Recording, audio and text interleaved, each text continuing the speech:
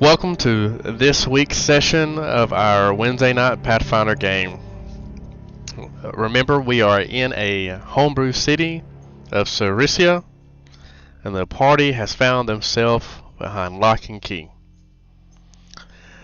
As they get situated, they are starting to learn a couple of the prisoners' names and the guards, and finding themselves to really starting to outstay their welcome, at least from their perspective. They are still waiting for Sergeant Dahlem of the Cross Bridge jail, which has been named the Broken Bridge, to come back to the prison and question them. They have heard no signs of Sergeant Dahlem or had any mention of him. We will resume where we left off, and I believe that was around lunchtime. I'm going to start this week's session off and go a little backwards on what I have previous went. We're going to start with Bella and Phelan as they are speaking to Arya. For those who might need a refresher, Arya is an Azamar.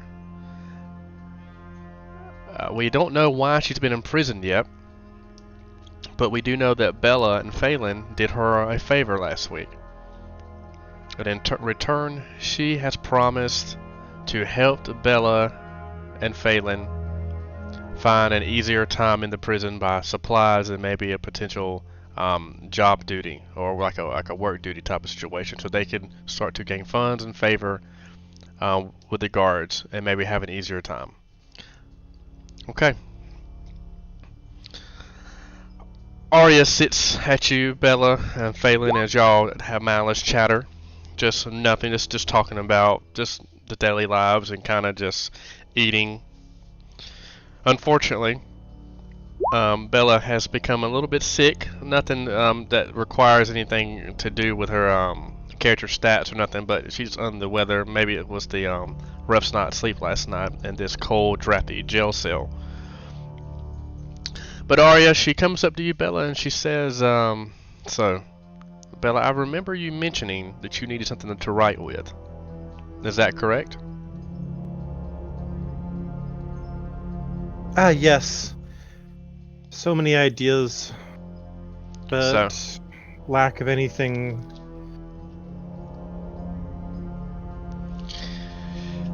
She says, well, you didn't get it from me. And she kind of uses her left hand and she palms something, and you can kind of feel as she brushes up to your shin to your knee. And you can see in her hand it seems like a small writing utensil. A very black substance. She says to make sure you don't get any on your clothing. All right. I will take it and try to keep it hidden as well.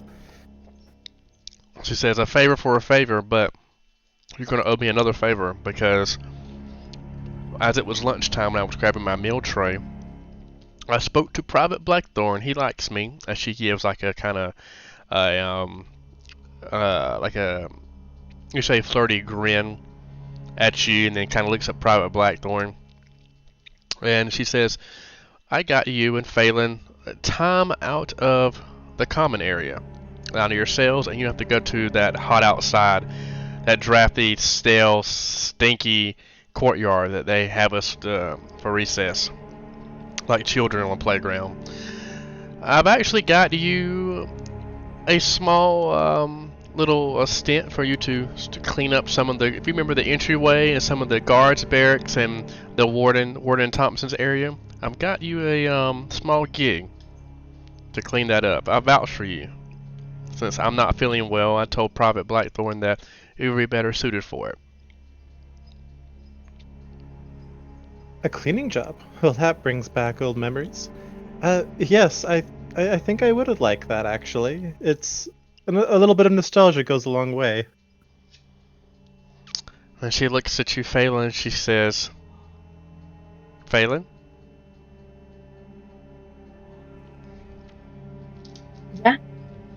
Do you accept as well?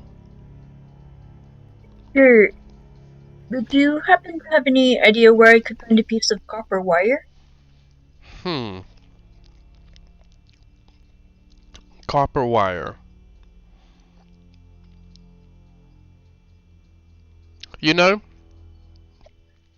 I've only been in this area one time, and I was punished for even going in there. But say you're leaving this area, behind the gates, there's another locked door, and I've been in there, and I remember seeing some type of device. I'm not sure. I'm not. I want to say it has some type of metallic structure to it. It could be what you're looking for. Okay, So maybe on your cleaning duties, you might be able to find something. I'll keep that in mind. Thanks. You're welcome. As the view of the prison shifts towards the middle, we have Spruce and Augustus chatting.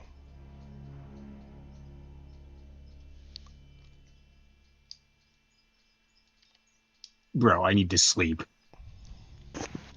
Well, it has been far too long that I've let this go on, and I will finally confront him tonight. No more sleeping in the Same. corner. Yeah. Bruce says drearily. Anyways, when are we getting out of here? I have stuff to do, man. It has been one night too many. I talked to the guard. He didn't seem to be very promising about the timeline, but I am hoping at least tomorrow we can get out. Fine. Okay then. That's great. How are you holding up after the brutal injuries you sustained? Yeah. About that, I feel a little better, but I'd like to shower at some point or bathe. Make a local check.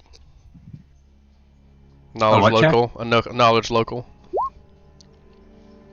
I have to pull up a character sheet for that.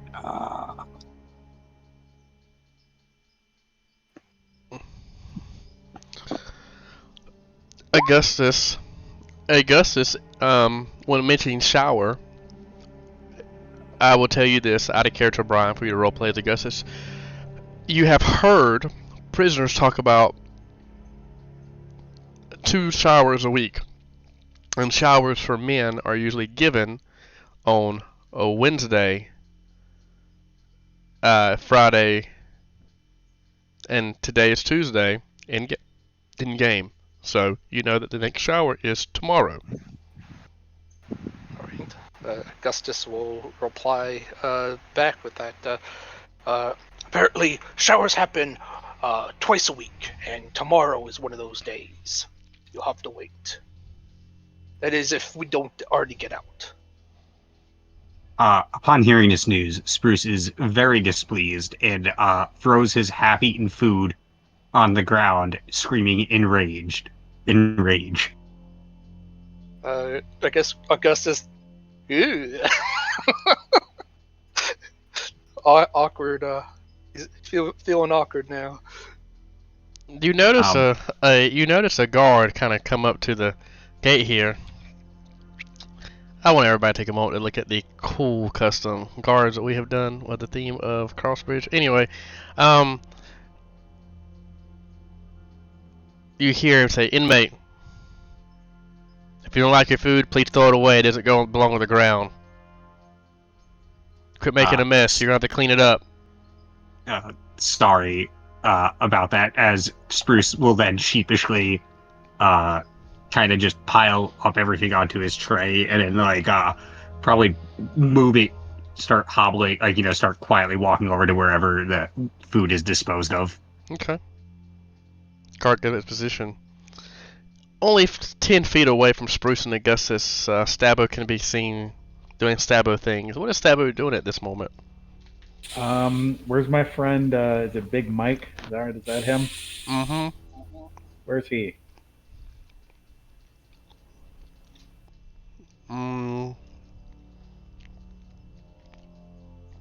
We will use this. He's over here. Let me. Don't know why that happened.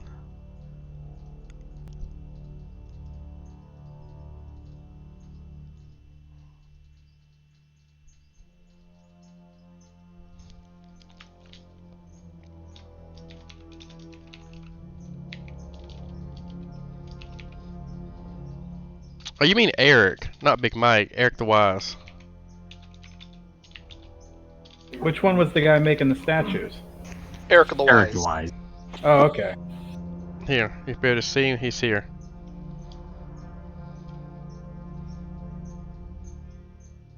Okay, then in that case, I'd be at his table because I give him my food.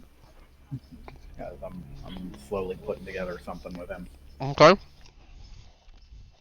He looks at you and says, thank you.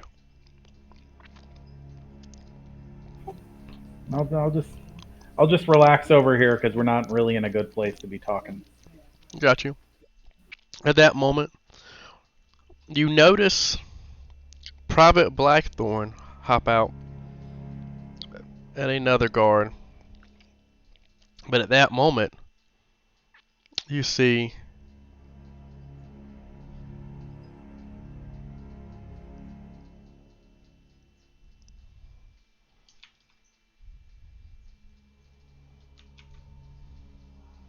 another guard come to relieve and take his place.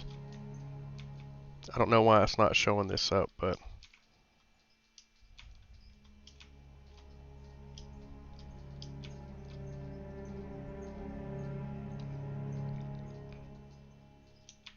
Burke, I can't show the guy.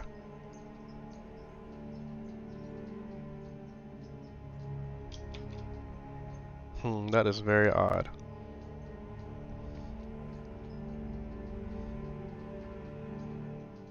Bert, can you hear me? Okay, that is a very weird. Oh, you see another guard come in. Don't know why I cannot show this guy to you guys, because it's important. But you notice that a shift change is made. You see a couple of guards walk outside, and you see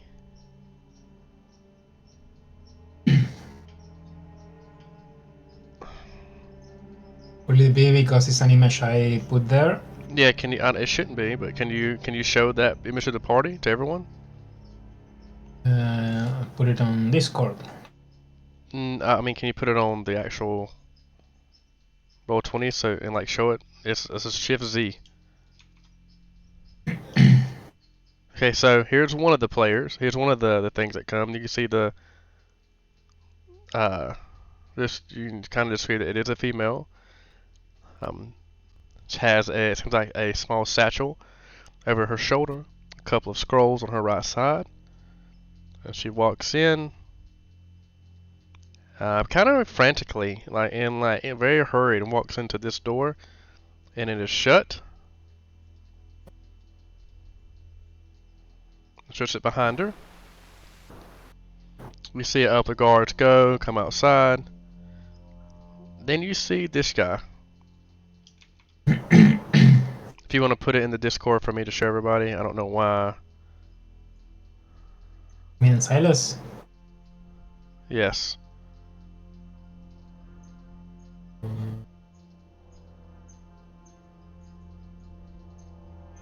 Silas is here.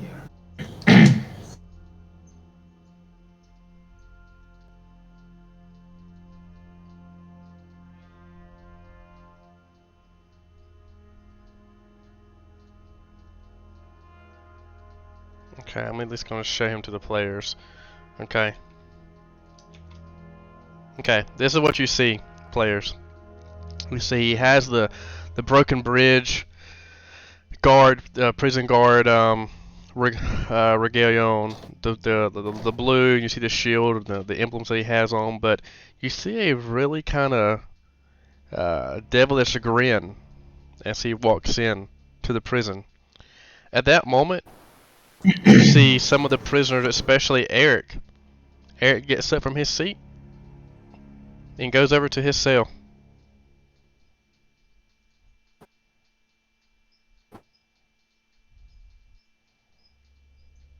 And you see, as the guard shifts change, this guard, he just walks on through the door, and you see a couple of guards and inmates just go back to their cells. Half empty food.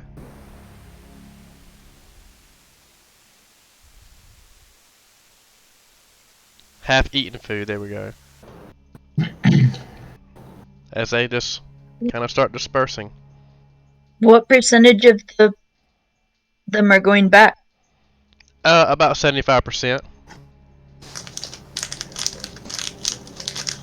I keep an eye on Arya and Marisol.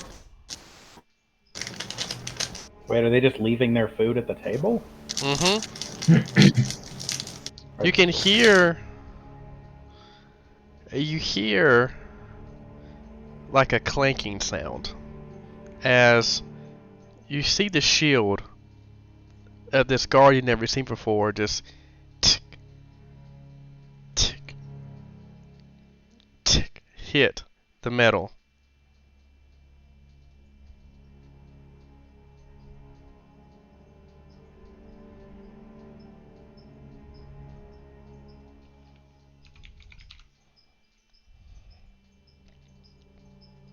As he begins to walk around the prison.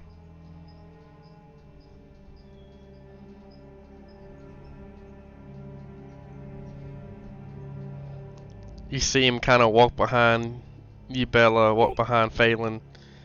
He gets a nod at Arya and he says, "Who might you two new ladies be?"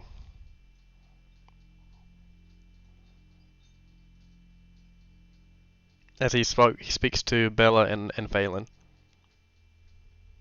I'm Bella. My name is Phelan.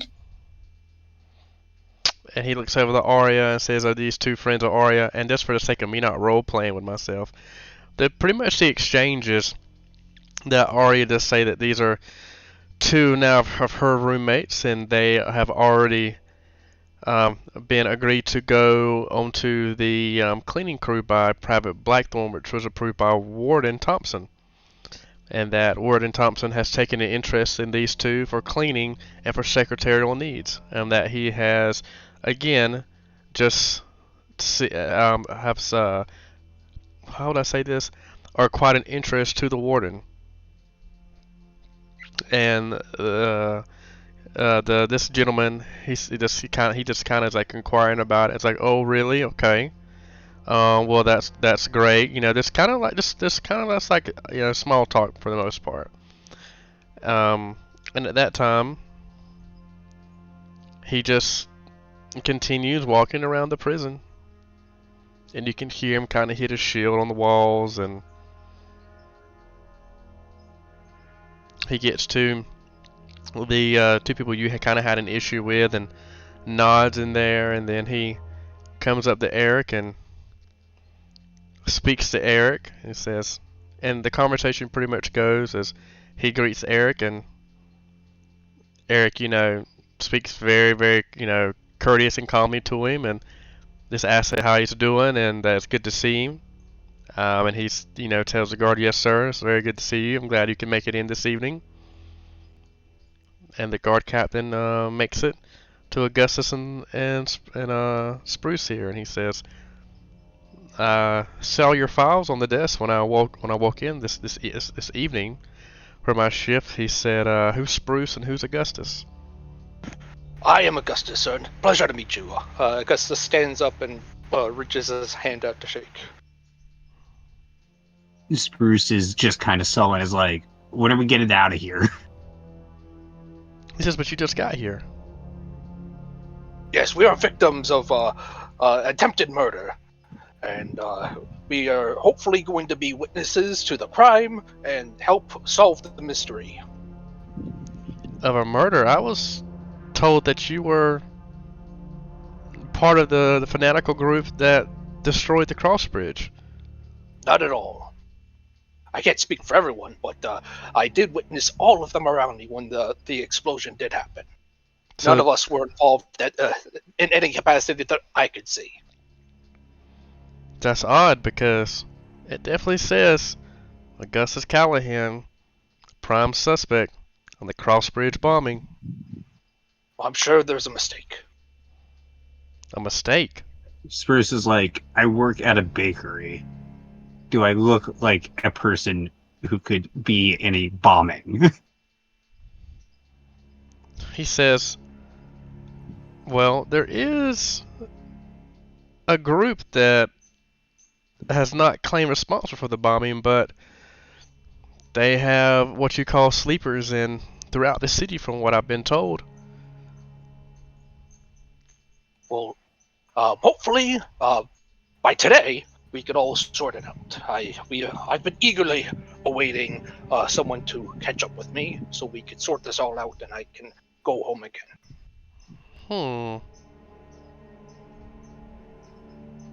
He kind of gives a chuckle and he says, "Oh, who were you supposed to speak with?" I'm not certain. I was instructed to come here for questioning, and so far no one has done the questioning. I've just been sitting here waiting. Well, I will see if I have time this evening. Maybe we can do some questioning later. Excellent. Faster I get out, the better.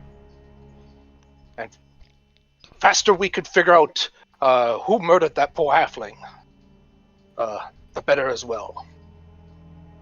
Especially the assailants that attacked me. Did not know that was a halfling.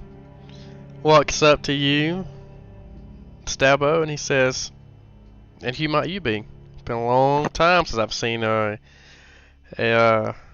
Riku, whatever you are, in here in a prison." Well, I'm certainly not here by choice. ASM 4827. A pleasure. Oh, the pleasure is mine. He takes his spear, Stabbo, and he kind of puts it down to your cloak, kind of like to like open up the cloak, and says, "Man, it's been quite some time." He says, "What was your model number again?" 4827. Woof. That is a beginner model. You're older than what? You're older than I am. You're probably older than my grandfather. I have indeed been around for quite a while. And he says, 4827. What is your role? What were you made for? Combat. Oh, original. Do you remember? Can you tell me about any of your past conquests or battles? As he walks, kind of pacing around, walking by you. It was made clear to me that such things were never to be discussed again. Well, you can discuss them with me. Your secret's safe here. I'm not sure what you know of my people, but People? the one who made things? that. Okay. Yes, as you say. My creator made it quite clear that I am not to discuss those things again, and I have no such ability to do otherwise. Oh, you don't have the ability to. So you can't remember, or you're choosing not to remember? I remember it quite vividly. So you do remember, huh? But you're refusing to tell me? I am forbidden to. You are forbidden to tell me. Indeed. Well, I just got in. I'm going to eat breakfast, but I think it's lunch. But maybe in a little bit I can help jolt that memory of yours. 4827. As he walks behind and closes the door. as he's leaving, I noticing that he looked into the cloak, I like whisper, like I say loud enough for him to hear, but like not like yelling, pervert. Bert, can I have a listen check? A perception check, excuse me, that's my 3.5 calling me. Can I have a perception check from him?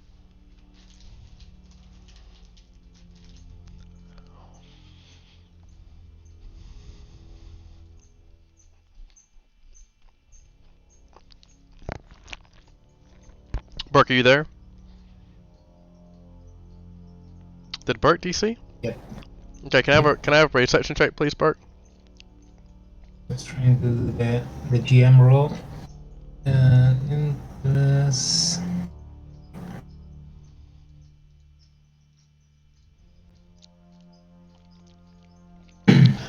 At that moment,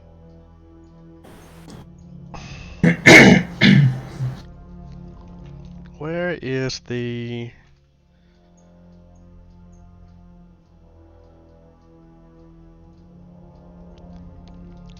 Is that guy supposed to have a token on the map? What guy? The one that was just talking? Yeah, he's on the map. He's on my map. Can everybody else see him? I can't see him. I cannot see a token right there. Okay, Nope. yeah, me neither. He's on the objects layer, so it should be. Yeah, let's put him back on the map, Burke. Let's Will be just visible. reset him. Let's try Let's this. put him again. There we go.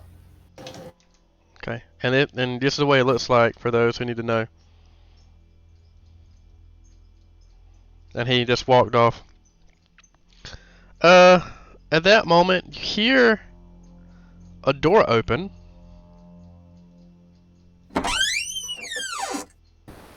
As you see the lady finally open up and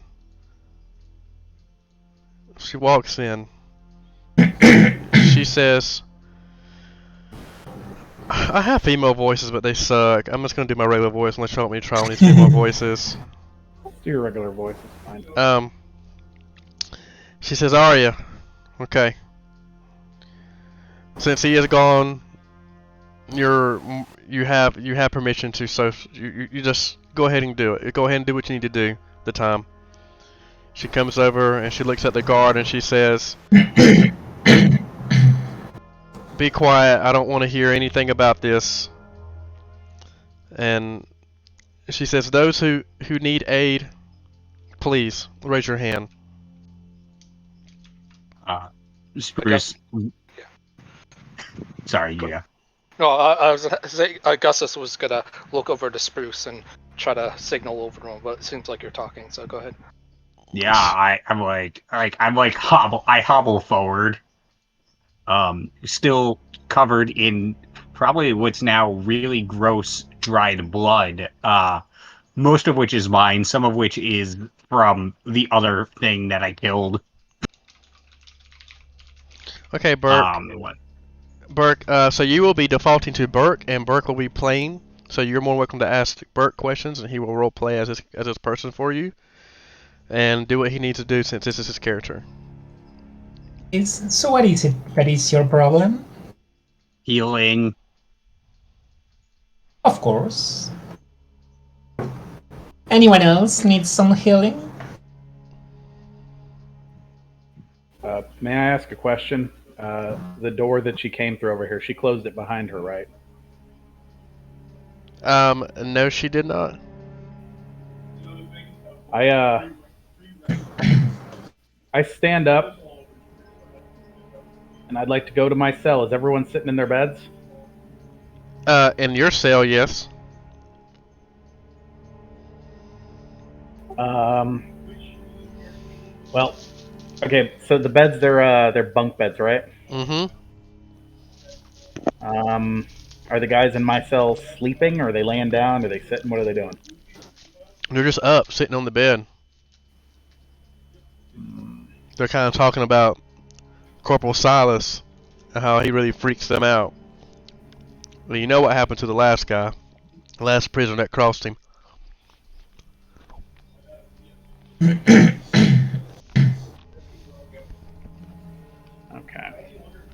will.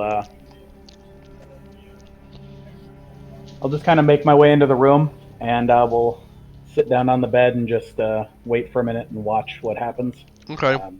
Just give me a second. I'm kind of coming up with ideas here. Okay. Continue, Bert. What's Bruce? I'm just gonna chill.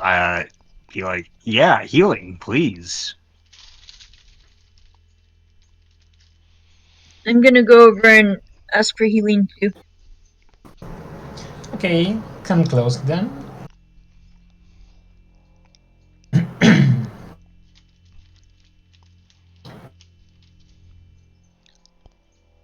She will then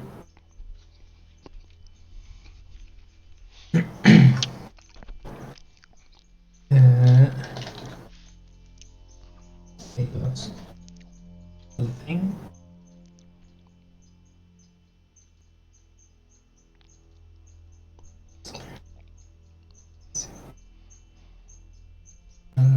Okay.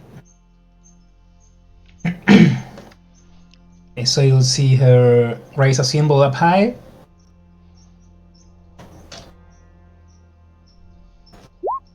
What And symbol? everyone heals. Holy symbol up high. You can roll perception to see it. And everyone 30 feet of her heals for 7 points. Huh, I don't get it. I don't even know what you said, but it's a holy symbol something. Holy symbol to channel energy and heal everyone near her for 7 points of HP. So anybody else is in need of aid? I wouldn't mind speaking to you if you have a moment, but it is not about healing duties. What would it be about? I am uncertain as to why I'm here. I think there was a sort of mix-up that I was suspect to a murder, possibly, but I would like to sort that all out. Would you happen to know who's investigating the crime that I've been involved in? Well, Warden Thompson informed me of how you will come here, but I'm afraid I don't have the file on me right now. How long do you think until I can sort this all out and be on my way? I am a victim of someone trying to murder me, and now I am burdened with being incarcerated. As long as my friend Spruce here. Well, for that you'll have to be patient a bit. We can't let people out unless we know they are innocent. Unfortunately, this part of the city is ruling a little tighter than usual. At least for now. It's unfortunate that innocent people have to be subjugated to such harsh conditions. And well, you were present in a murder scene. Yes, and yeah. Someone tried to murder me right then after. Yes, and that's why there is investigation ongoing. So, do you think it will be by tonight? I sure hope so. All right. But What is your name? as you see, my name is Administrative Cedas. All right. And in case I did not give you mine, it is Augustus Callahan. Pleasure to meet you. Yes, I have seen some of it. All right. I will let you go back to your duties. Thank you for speaking with me. Augustus goes and sits down again. At that moment, you also can see Arya walking around the prison, healing injured prisoners. Her hands start to shine bright as her blonde hair starts to glisten, and her hands form small goldish spheres as she starts to move her hands close to some of the injured prisoners and inmates in the cell. Hey, Jeremy. So this isn't combat, but could me and you create an initiative order real quick? For everyone in this game. It doesn't matter who you add to it. I need to be able to keep track of myself and the guards, and it's because it's a timing issue. Okay. So I'm going to be doing something real quick that I might regret, but I'm going to try it anyways. But it does matter how long it takes. Turn order. Yeah, do your initiative.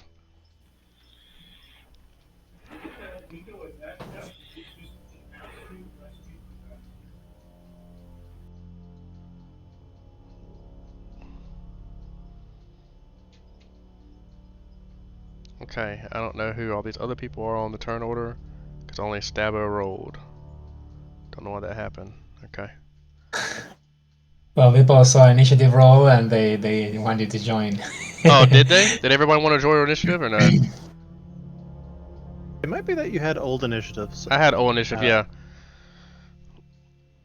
Okay. Well, if anybody wants to just pop on initiative, you can.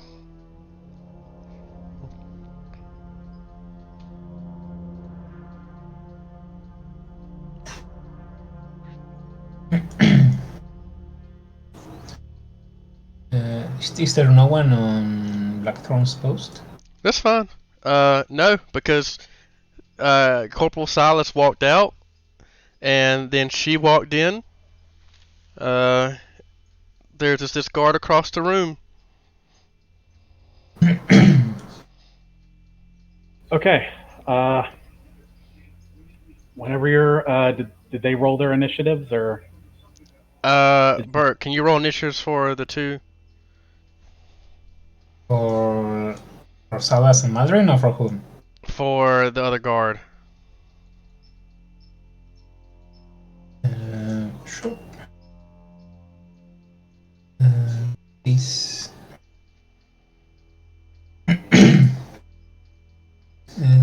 Okay, the initiatives for this for the private.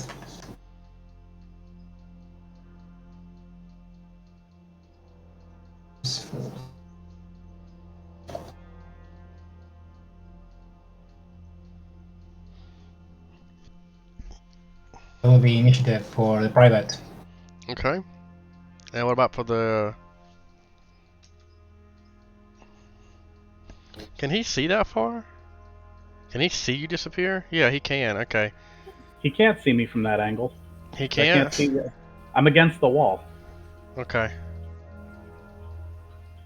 Or if he can't see me, I can't see him. Okay, he cannot see you. I see. He cannot see you. Yep.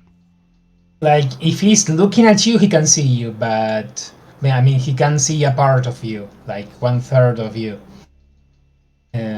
But if you say that you're against the wall, that you can say that you can see. I mean, it would just be a matter of like pulling in my legs a little bit.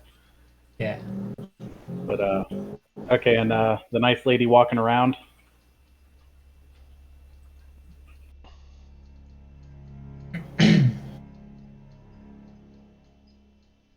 Yeah, she'll be checking with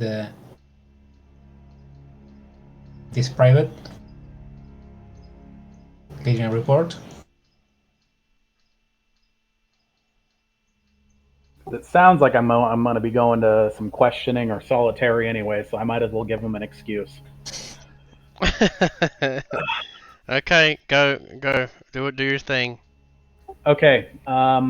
Well, we're going to find out whether or not the guys in my cell want to make trouble and get us all in trouble. I disappear. And Where'd he go? See. Where'd he go? I had this measured out. 1, 2, 2, 2.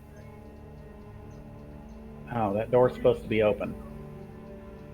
It is. I can't pass through it though. Okay, so how many can you go past it? I can make it all. I can make it all the way to there. Okay. What is this room? It appears to be some kind of little office or something. Yes, it looks like a small interrogation room or a small office. you notice bits of rolled up paper and what seems to be tobacco in this room. Anything else of interest down there? Like boxes of tobacco, he means. Yes. Crates. Yeah, not crates. No. Like this. Small crates. But So this room is an interrogation. So it's like papers, like small cigarettes and things. Okay. Well, I have to double move to get to there, so that is my turn. I am invisible.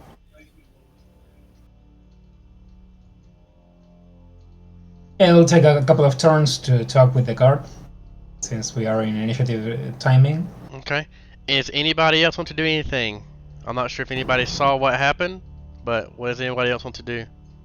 Well, they will have to go a pretty high roll to even notice him going by. I'm Gucci.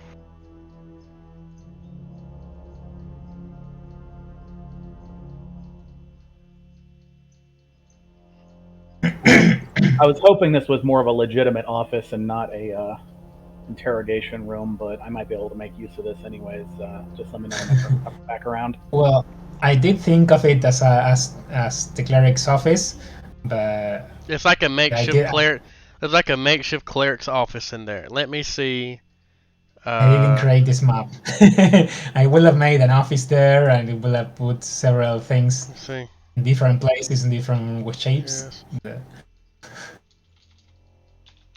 Like half of this map is done good, but the administrative half I will have done it pretty different. That's what you found.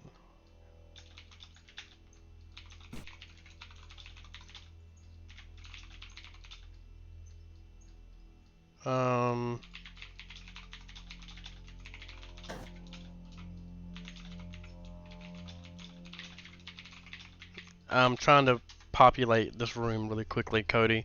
If it can be fair. Okay. In this room, this is what you're gonna see. What cleric is this? What kind of deity is this? Well, they didn't pass the save, so. No, Bert. What type of cleric is this? What deity? What deity? Yeah, that's the role they didn't pass, but I can say it on. Bert, on no. Whisper. What type of cleric is this? What archetype or what? Oh, you mean the deity? Yes, deity. Yeah, that's the thing they tried to find out, but they didn't pass the roll, so I just say it. Okay. I didn't know somebody rolled a roll to find out that. My bad.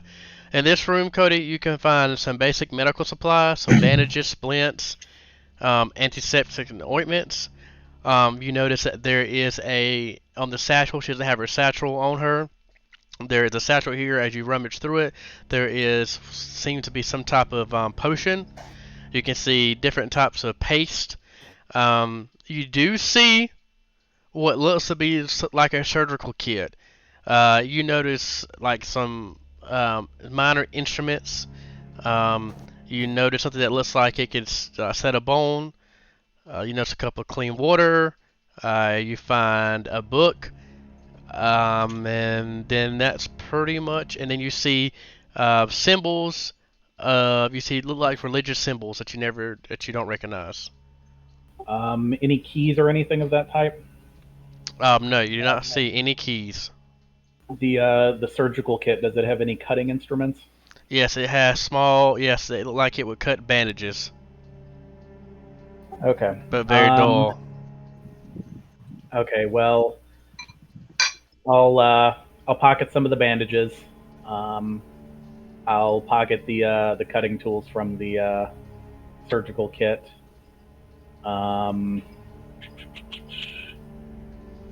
Just trying to think if there's anything else in here that might be useful. I'll like, is there like multiple bottles of like the ointments and stuff? A couple of bottles of ointment, but there's only one bottle of there's only one vial of something that's like a light blue substance. Okay, the regular ointments and stuff that there's more than one of, I will grab one of those Mm-hmm. and the religious symbols. What are they made out of? Say that one more time. Are the religious symbols? Are they made out of metal? Okay, let's roll. 50 they are. A little below 50 they're not. Nope, they're wood. Okay, I'll leave those then. Okay, and that's that's my turn. I gotta let them have a turn. Okay. Bella, can you see him in there? Oh, I should technically have rolled this. So, plus, what is that? Plus 20 with the invisibility? It's plus 20, yep. Yep. But your invisibility has ended, right? Because it's just once per round, correct? Oh, yeah. So it has just ended, and I am just standing in the room currently. Okay. If I can see him? Can you see him? Yes, technically. Yep, you can see him. Is there anything you would like to do? I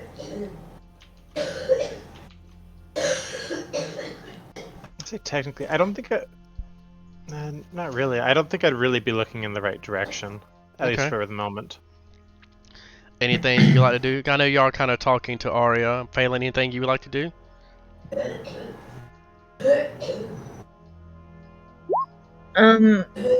Steve, I hear this coughing sound. Do I know where it's from? I think that's No, from it's Burke's roommate. that was best from here. Sorry.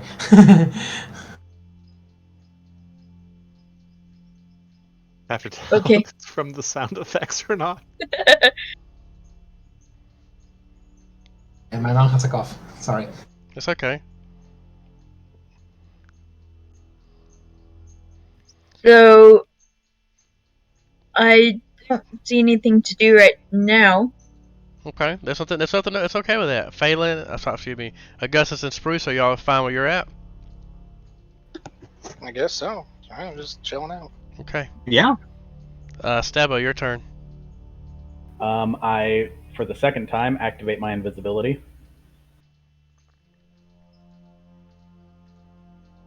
I can't go through the door still. That's fine. So you're back in your cell. Yep, just sitting on the bed like I'd never left. And I just suddenly I lay back against the wall where the guard wouldn't be able to easily see me, and I just kind of poof back into reality. The prisoners, your roommates, see that and say, "How did you do that?" It's old tricks I learned in the war. If we get along from here on out, maybe you'll be able to take advantage of them.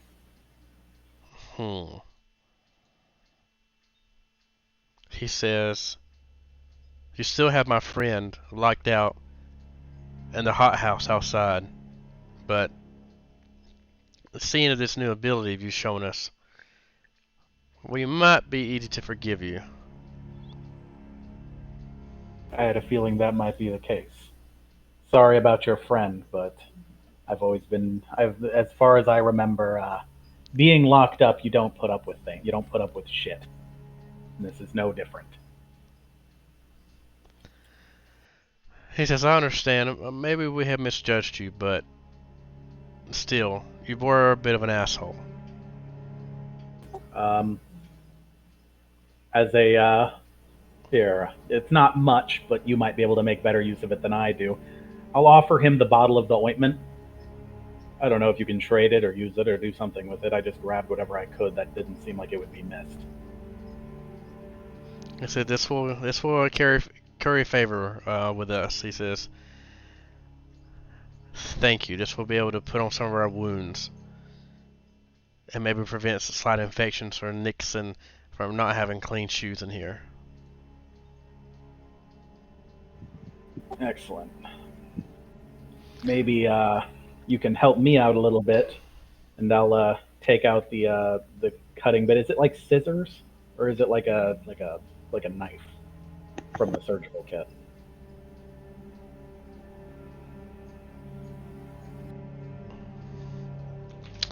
It's like this for cutting bandages. Just think of like an X-Acto knife, but a duller version. Okay. I'll show that to him and just ask, do you know anybody who might be able to help us make some use out of this, turn it into a tool or a half decent weapon? Hmm. He says, I know the Silent One is who we normally get things from. Maybe I can use this to see if I can barter or trade with her. Somehow she is able to get things from the outside. If you can find me some tools, then I'm pretty sure that I can get more than one of us out of here. No, you wouldn't have seen him in the other room, Phelan, but you do definitely, with that perception check, hear a little bit of the conversation. Okay. These bandages. Like, how thick are they? I imagine like medievally world kind of thickish bandages. Think of like Florence Nightingale beginning of nursing type of bandage you see like in soldiers back in like fantasy times. They're just more like cloths and stuff. But Okay, but like cut decently well. I'll you know what? I'll give these guys the bandages as well. If you can get the tools in, the weapon, that's even better. And we'll work on. We'll say that for now, we'll try and be even for your buddy, and don't notice when my sheets go missing. And uh, I'm just gonna start messing around with my sheets a little bit. I Okay. was told that we might need rope, so I'll be working on that for the night when nobody's paying attention. At that time, you hear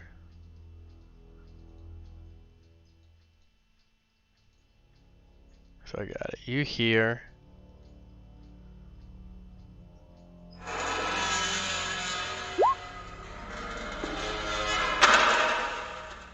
the door open. And he says, "Hello. I think I didn't introduce myself properly, but my name is Corporal Silas. I looked on the desk of Warden Black, of Private Blackthorn, and saw that he had conversed with Warden Thompson about getting you a work order for you to work and stretch your legs outside this kind of crowded common room."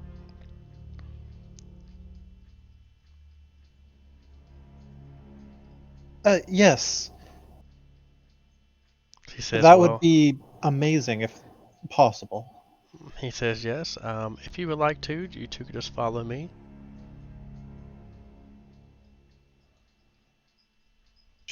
Belle will politely get up very neatly and follow him with a nod to her benefactor.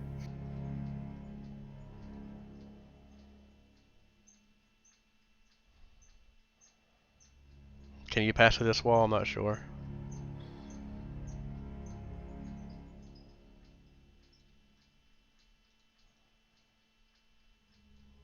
Can't seem.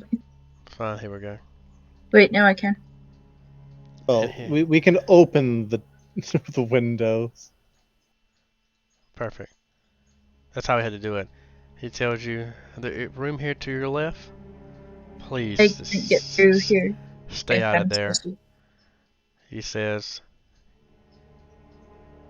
At this moment, you see him tell you to stop. He pulls out a set of manacles and ties them to your feet, both of you. And he says, "I'm going to leave your hands free, but here's the first room you'll be cleaning. The kitchen area."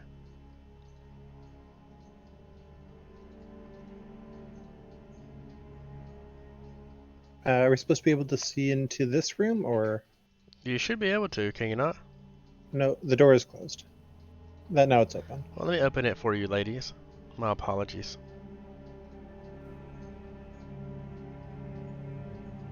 All right.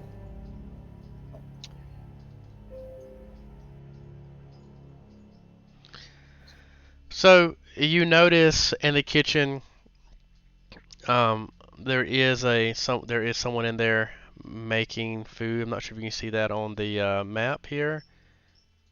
Now, yeah, okay, now we can. Yeah.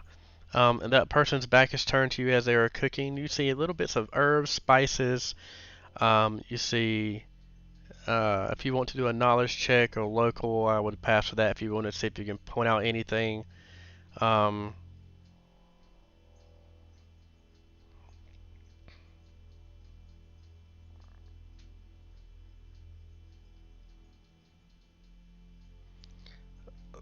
in 19, you see some common ingredients. You see some, for better term, you see some chili powder there in a vial. What you want me to do with that? Oh, I Oh, got you. I know it. My bad. I had a brain fart. Yes, you see little bits of things. You see you see.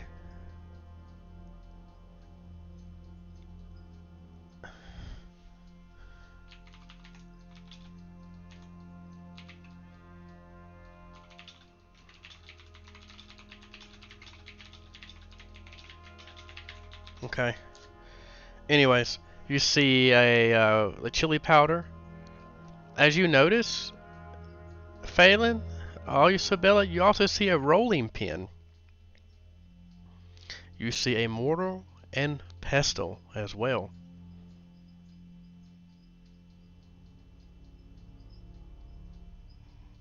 A frying Okay, pan, and you even see a couple of meat cleavers. Small knives. You see lettuce, you see bread, you see flour.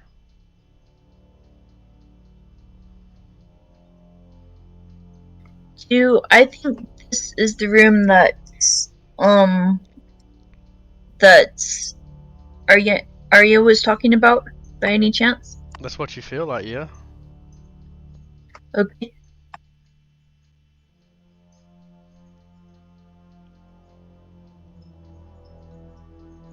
Bell's a little bemused. Uh, does it look like the shelves themselves are a mess, or is it just a dirty area? It's just the whole place has not a lot of organization. If you guys would like to do a craft check to clean it up, I will let your craft alchemy or just anything type of craft, you can use that to clean it and start organizing the place to make it look better. We can I do guess that. alchemy over ship. Bell was thinking alchemists and cooks are a lot more similar than either will admit. So let's just do a 18's good. Is there anything you want to do, Phelan? I will just clean. I can't think of any skills that would I have that would work. Okay. As you I could do a clean, generic crafts skill, I guess. I mean, you could always roll. You may get take a 10. If it's a 10, it's a +2 to hers, and therefore it's a 20. Okay.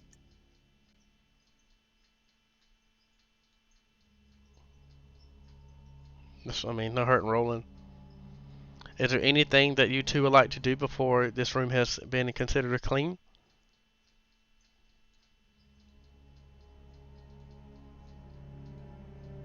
I'd like to ask the cook, do you know how much cleaning we have to do? Like what rooms and how much of this? The cook just kind of grunts at you and says, "Until it's done."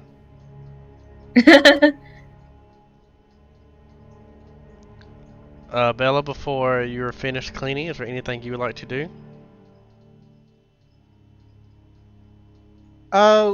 She'll take stock of any particularly like she'll take an eye on the vinegars and strong components. Okay. Like I said, you see a moro and pestle. You see like some chili powder there. There are some, like I said, vinegars. You see, uh, frying pan, rolling pins, small meat cleavers. You can hear the steps of Captain Silas as they eerily walk towards you. You again hear gates open as you know that it's him coming from the foyer to All right. see if you have done a good job or not. Is there anything that you would like to do as you hear those steps coming ever so closely? No, unfortunately, I am terrible at sleight of hand, and and Belle is well aware of this. She's simply taking stock for future cases. Try to get a look in at this room from a distance and see if there's anything I can see. It seems to be, from what you notice, it seems to be just you see two benches on either side of the wall, and as you begin to look, Captain Silas is there, and he kind of sneaks up on you, even though you heard him walk up to you, and he's about maybe 6 inches away from you as you peer out the door, and he says, "Phelan," and he kind of backs you up Say back hi, I into. was waiting for you. He backs you up, and he says, "Man, this room has never been this clean. You two did a fabulous job." My pleasure. A clean shop helps ever so much. It stops any explosions or, I suppose, foul cooking. You would know a lot about explosions. More than I'd like, I do admit. Follow me, two ladies. All right. Don't think about going for that door. Sergeant Maldron, as you can see, he has to be from a hobgoblin descent behind the gate. He says he's quite crafty with that spear.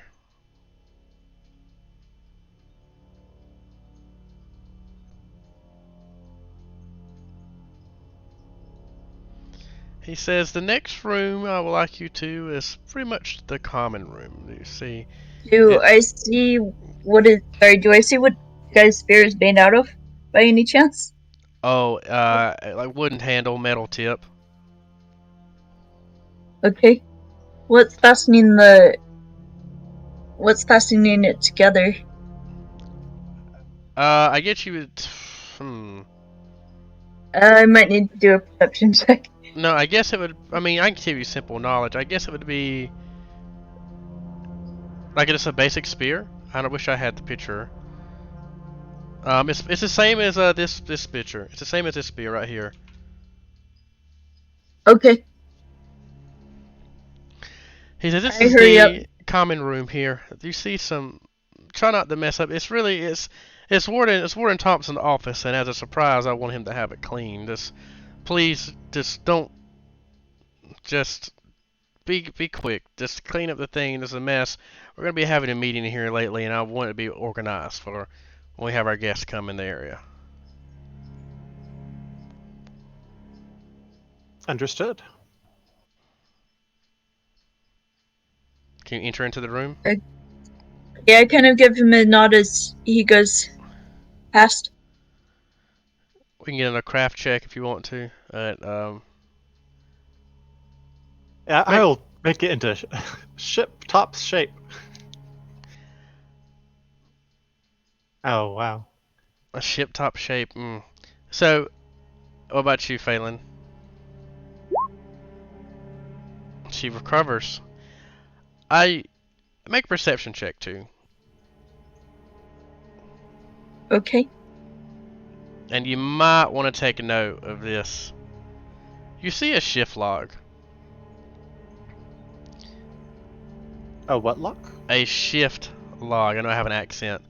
You see a shift log there on his desk as you are cleaning. It has now been updated in your character sheet for this shift log. I would take note as quickly as I could before you don't have access to it. And as you take note to this, I'm going to zoom back across the prison to Augustus and Spruce.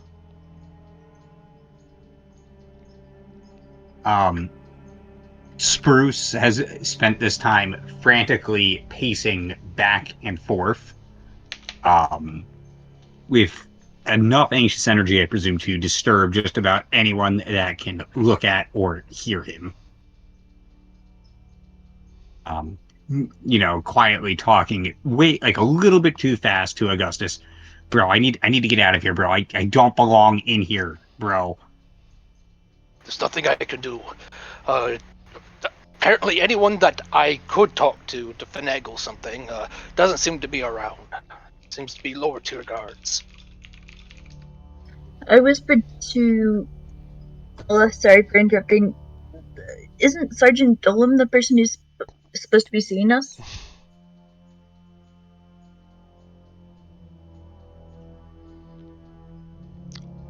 Are you talking to... I'm whispering to Bella. I do not know. Someone's supposed to be seeing us eventually. Well, he's not on this. He's not on work for any of the days on this roll. No, he is. Look at Wednesday. Oh, no, he's not listed on it. On it, is he? Never on, always off.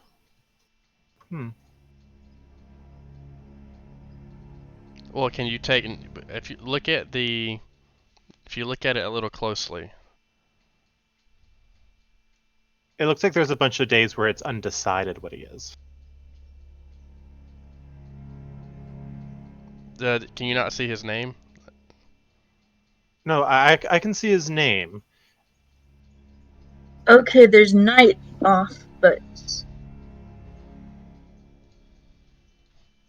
Well, take a note and let's make sure to. yeah, I put it back, or I make sure. Did I pick it? I probably picked it up, but I was looking at it at the very least, and now I'm not anymore. Oh, it is crossed off.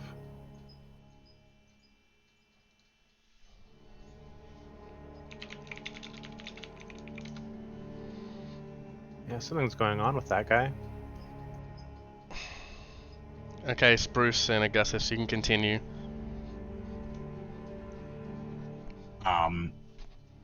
Yeah, I mean, Spruce is probably going to spend the remainder of the day frantically pacing around the small room, being annoying but not really a disturbance.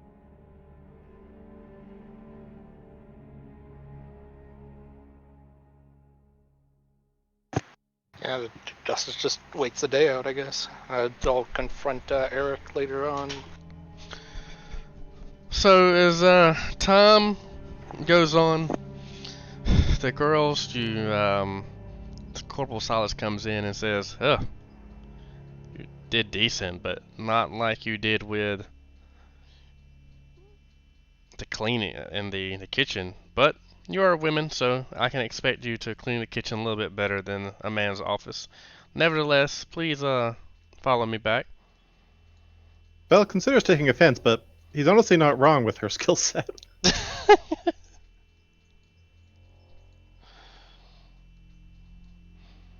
As you walk by, you see Sergeant Morgan give you the most eerie grin.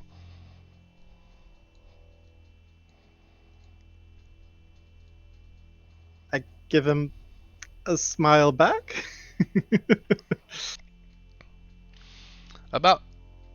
It took for the cleaning about 2 hours have went by.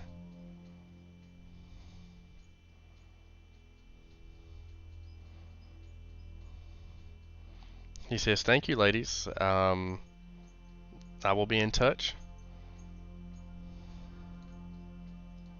That was honestly a pleasure.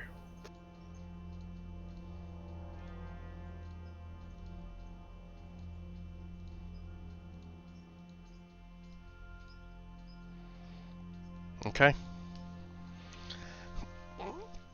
Corporal Silas, at that time, you see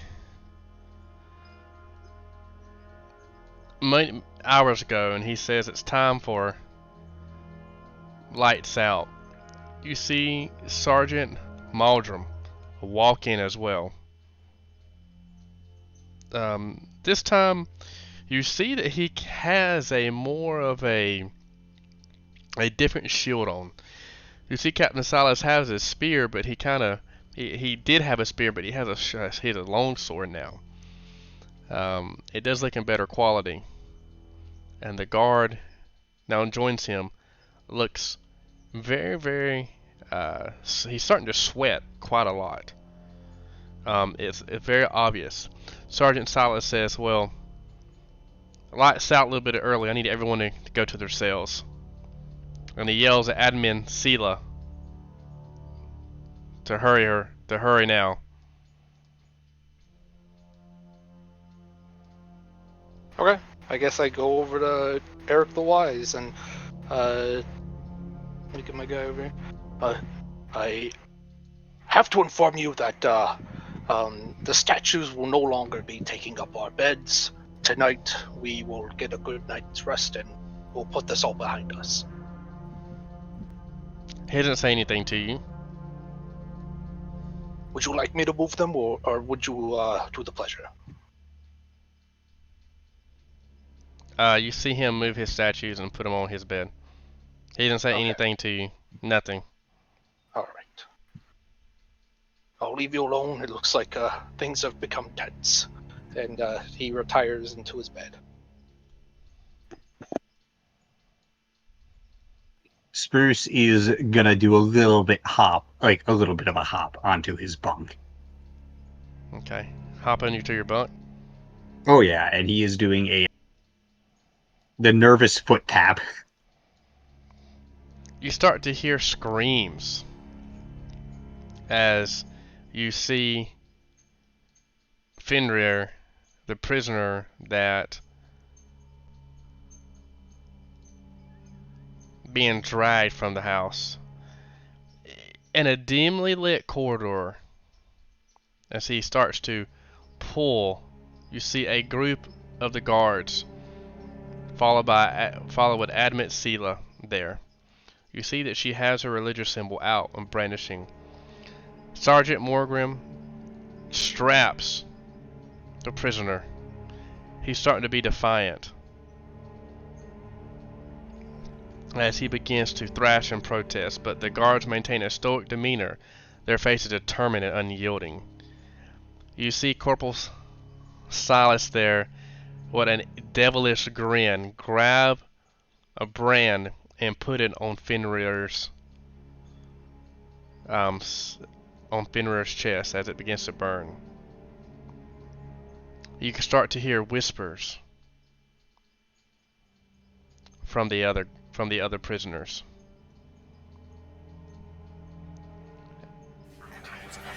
As Fenrir is being drugged in manacles.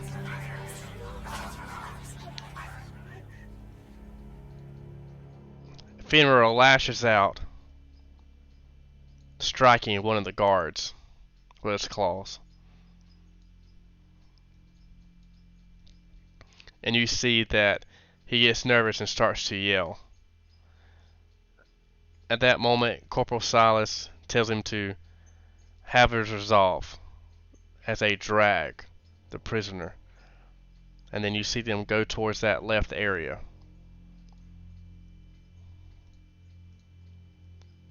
And you hear the gate close behind them.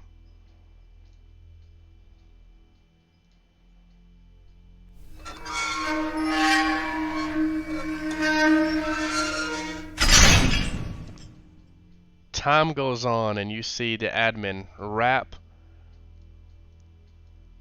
the private's arm up. You see her start to make a concoction for him to drink. You can overhear him vomit as she continues to rub salve on him. at this moment, you see that there are no prisoners standing watch.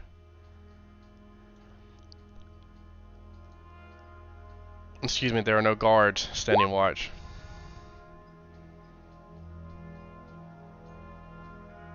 Okay, whispered that if I could get a piece of copper wire, I could send messages really quietly.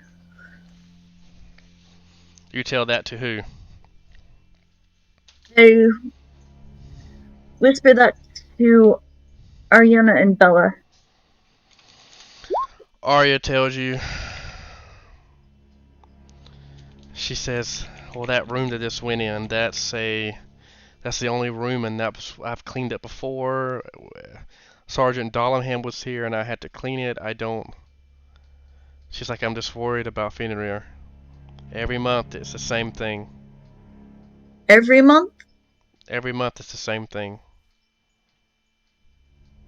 So this happens to him a lot? Yes, a night or two out of the month it does. That was for the Blackfires The Blackfires. comment. The Blackfires. Let me see. Just identifying the symbol. Oh, okay. It's 15, Burke. What the religious symbol? What is it?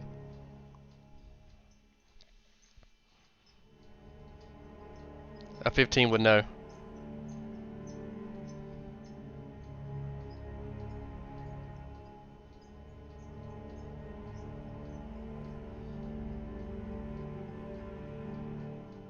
Burke, you are muted. You muted yourself. What is the religious symbol? I believe it's Aurori, but I could be incorrect. I was muted, yeah, sorry. It's Erori. I was stuck in muted.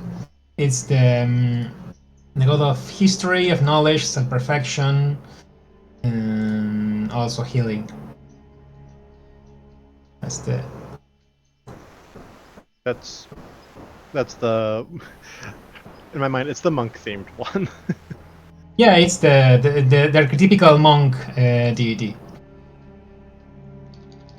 It's a lawful neutral deity. Huh.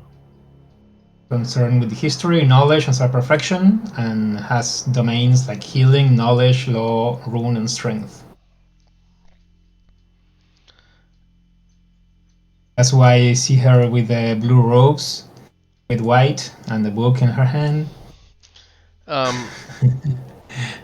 Everyone make a perception check. To our current conversation, Phelan's conversation, I know I've got a bunch of wire in my supplies, but I assume the same is true for you. Our supplies are well out of reach. Unless my stuff explodes. I ask, what is it that they are after him for, the guy that they dragged off every month? Do you know what they want from him? Or Arya says, "We have no idea. I have my suspicions, but you would best be to ask Grimoire and what's his name? And Astraya? Astraya."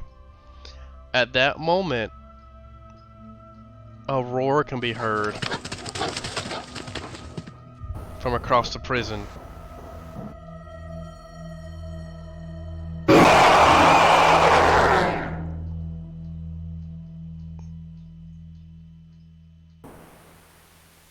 For those who have Sirenscape, you can hear roars.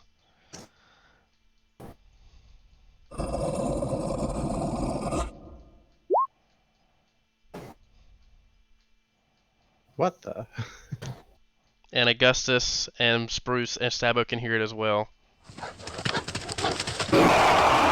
does it sound like an animal? It does. Like a specific animal, or? This is just outside? No, you hear this from the direction that the guards drugged that man. Holy shit. What kind of animal does it sound like? If I can recognize it. With your check, I gave it to you. I just sent it to you for you to role play it. Oh, can I want to do a knowledge of nature if that's the case. Okay. I whispered to the ones near me. Should I... Let's see. Oh, that didn't sound like that at all. That sounded like something crazier. All right. Holy shit. Did the guards lock our cell? They did. I whispered to the ones next to me. That sounded like he transformed into a werewolf or something like that?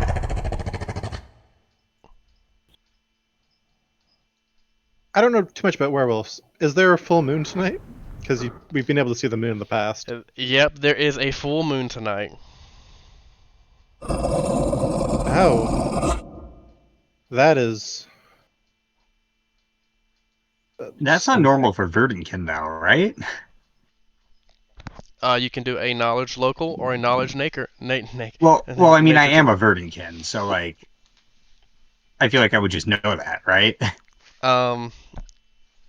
You know a little bit. Is there knowledge history? I can't remember. There is knowledge history. If anybody wants to know knowledge history, we can talk a little bit about the history. History. Augustus. Okay, perfect. I will give it to Phelan. Um, even though the roars could be heard. What you say? What you say, Bella? Well, we are in different cells, so... You are in different cells. We can convene if you guys want to talk. I will message Nali about it, and if she chooses to, she can tell the others about it. But it just goes over the history of Cericia and some history of the Vertican that may be hidden, and what she's heard in the rumors.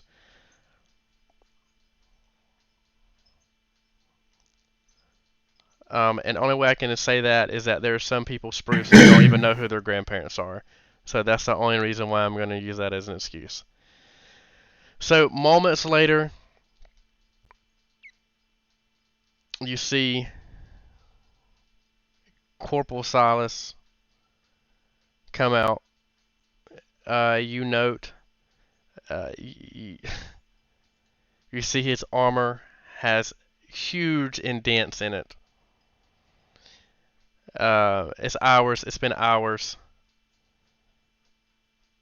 Has huge gashes and dents in it, followed by Sergeant Maldrum, and you see them kind of head at a brisk pace.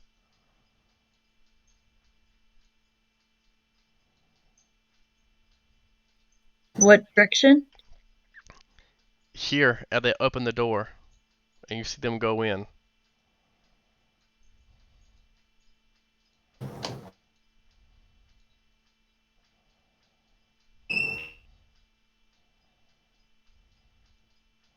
What would the party like to do?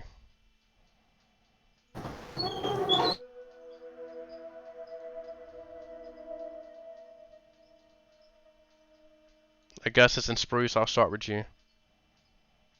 Imagine I'm asleep. Yeah, I'm in my cell. I think I'm gonna try and go to sleep. Although I'm very freaked out. There's a bunch of noises, and then the guy walked out with his armor all messed up, right? Like, Which one is this guy? The guy that came out with the jerk guy? The jerk guy.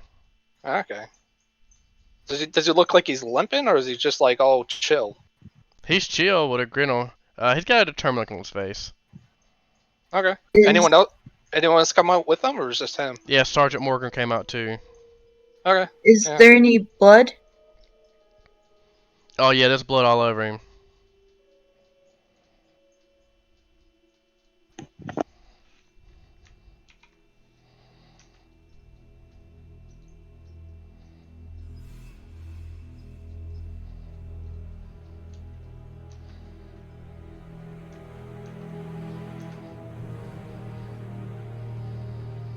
Okay.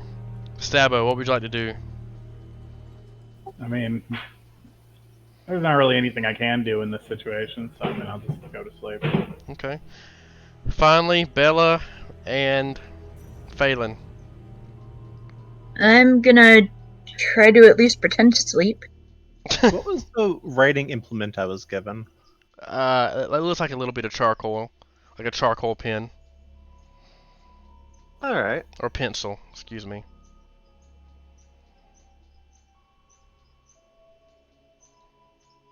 Well, I'm going to take off my hat and in the inseam just make a few markings all around the like top inner part of the hat. Black on black, so it's not very visible at all. Got you. And I am just in a pigeon type writing that you'd only see doctors and alchemists and stuff use. Just doing some quick notes on the shift that we perused earlier. Okay. As I'm trying to avoid whole words, but like very pigeon. okay. Okay.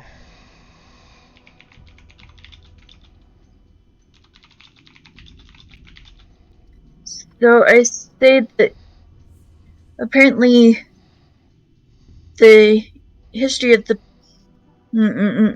in history at some point at least there was a thriving city, but they went and tried to settle land that was home to these verdantkin, which are shapeshifters, and it didn't go very well, and apparently that was why they created these constructs to fight them.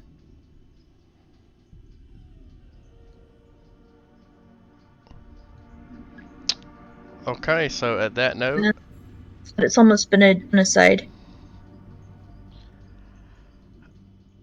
and as you see, as the night gradually fades away, the darkness rescinds, and the first signs of dawn begin to color your dull gray cells. Soft hues of pink and orange paint the sky, casting a gentle glow over the prison grounds. The guards, who stood unwavering through the night, start to feel a subtle shift in the atmosphere as the veil of night is lifted. You see the guards file out and take their spots, with Sergeant Morecambe going and Corporal Silas staying. You can see that their faces are marked with lines of fatigue. They exchange silent nods as they glance, acknowledging the arrival of the new day. They adjust their positions, shifting their weight from one foot to the other, as they prepare for the transition from the night shift to the day shift. One by one, the guards relinquish their posts, passing on the responsibility to their counterparts, who have eagerly awaited their arrival. A sense of relief washes over them, mingled with a touch of weariness, as they prepare to retreat from the shadows and embrace the light of day. I ask Arya, does this Huh? howl happen every time, or is this new? Who are you talking to? Arya? Arya tells you this happens once a month. Oh. Do they always come and get him on the full moon?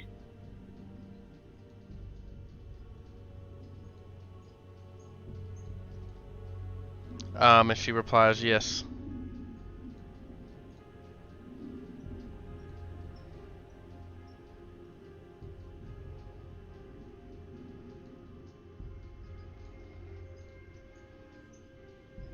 So that is the end of Tuesday night, and now we're going to Wednesday. The party, you see a familiar face.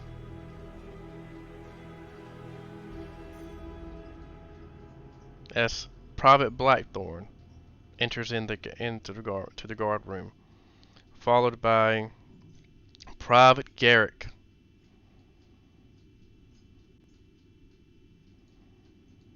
But this time you can see them dragging Fenrir.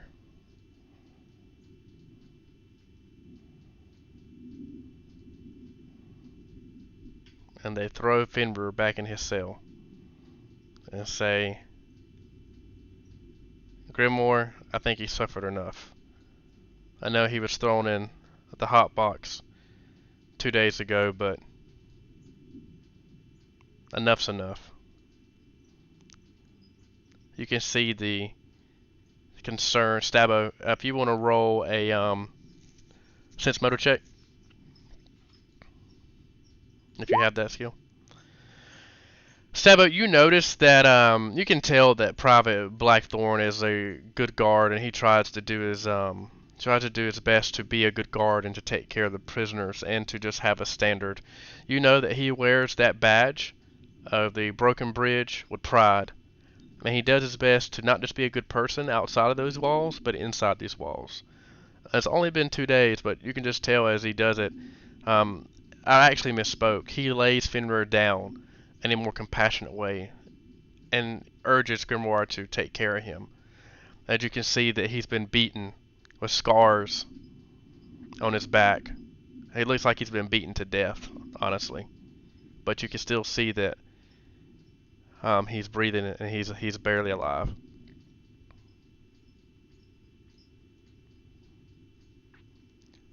Private Blackthorn goes around and Would that be with? Would that be within Stella's shift, or she already left? She has left as well. Okay. You can see Private Blackthorn. He goes and makes his round and pops the lock of all the prisoners, and goes back to his and closes the door. It says you're free to get breakfast. Make a single file line. You know the drill. Augustus gets in line and goes get breakfast.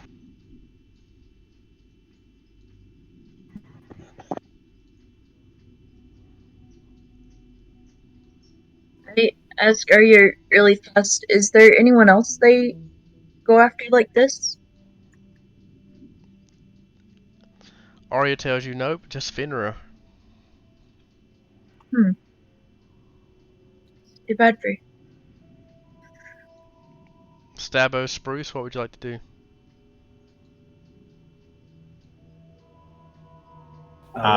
Spruce needs to get out of here.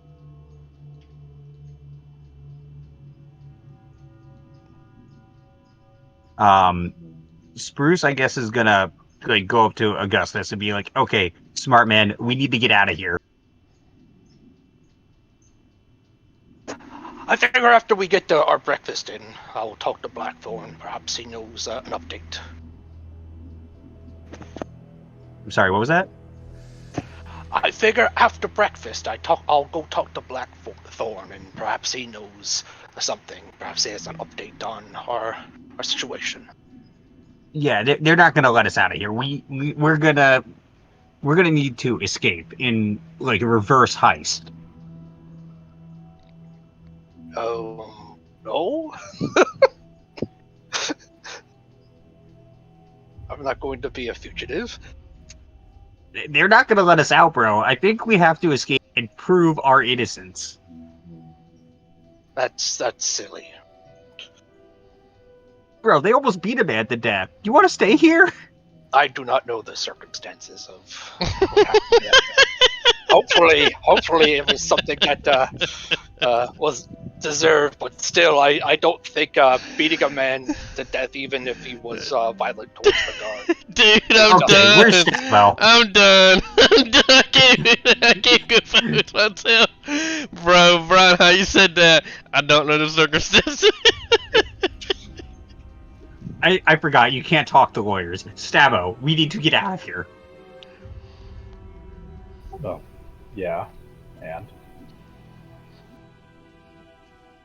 Okay, you're the smart robot. What's the plan? How are we getting out of here? well, first we need tools. We need weapons. I'm already working on getting those things, but the question is if you want to get out, what do you have to offer to such a plan?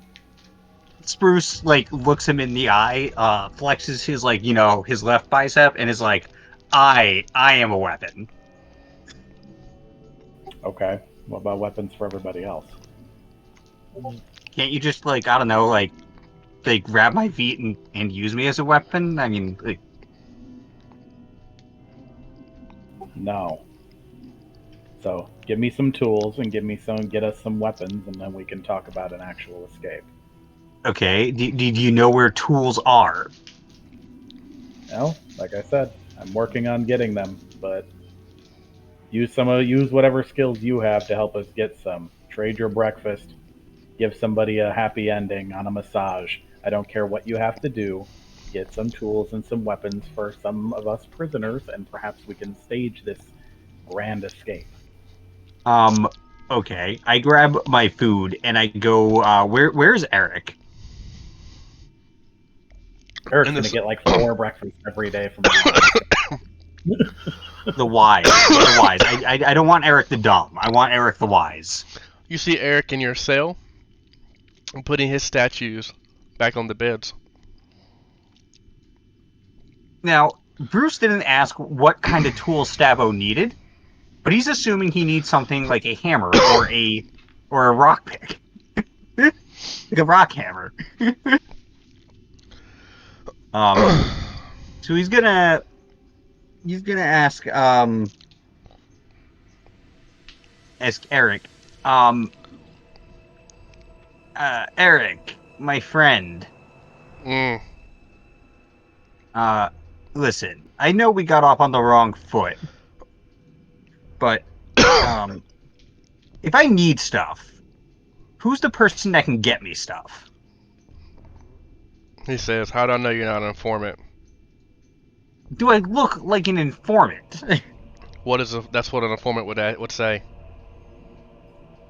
Okay, I know they call you wise because you're really smart, but trust me, I got here like 2 days ago, and I'm still covered in my blood, in blood and shit, and I'm not happy. Would an informant be unhappy right now?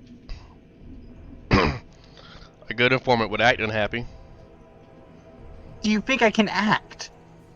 I don't think you cannot act. Okay, anyways, if I need stuff, who do I talk to? Not me.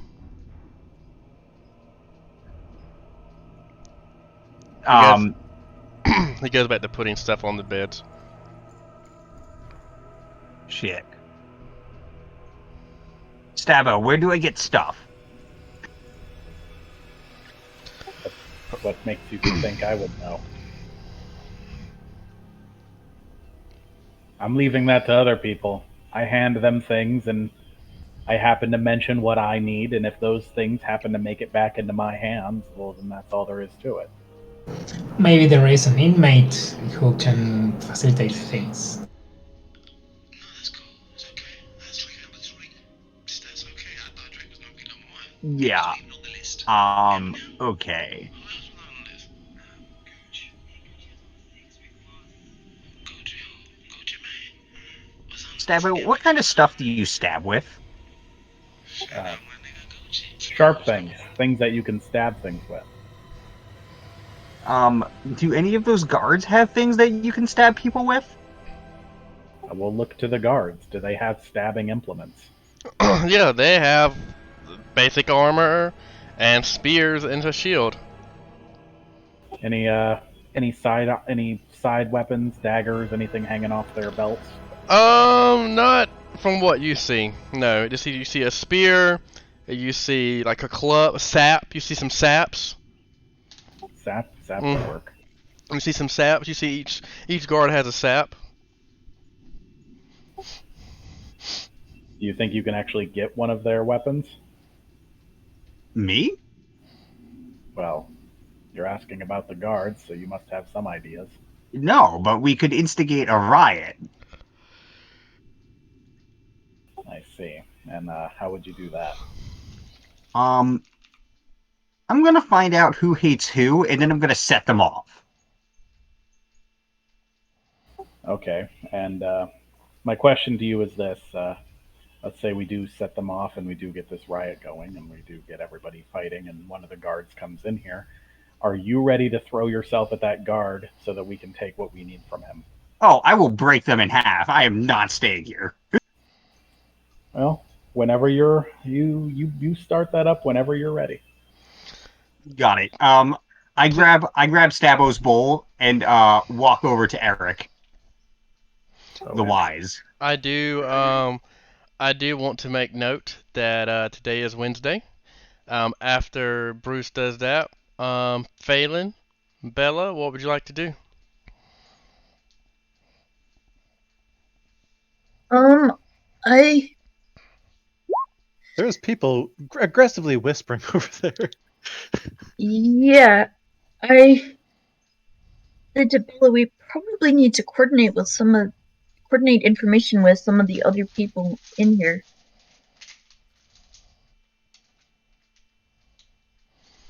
I mean, that's between you and Bella. All right. Well, Yeah. Bella will just note. So, I didn't really see much, but we haven't gotten a chance to talk with the other members of our unfortunate, I don't know, roundup. Yeah, that is what I was thinking. I mean, you could summon them over there if you wanted to. Stabo and Augustus and Spruce. We should maybe share a table or something. Yeah. So at this moment, you see Spruce walk about to get up and walk away, and you see Augustus at this table. Bella, so it's up to you as you see Spruce about to get up with bowl in hand.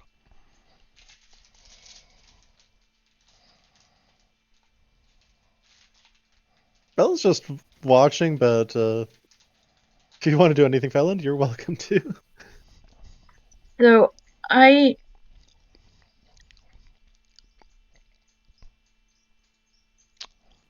am going to take my bowl and start moving over to another table and kind of seeing if I sit down here. And so how are things going over on your side of the prison? I want a riot.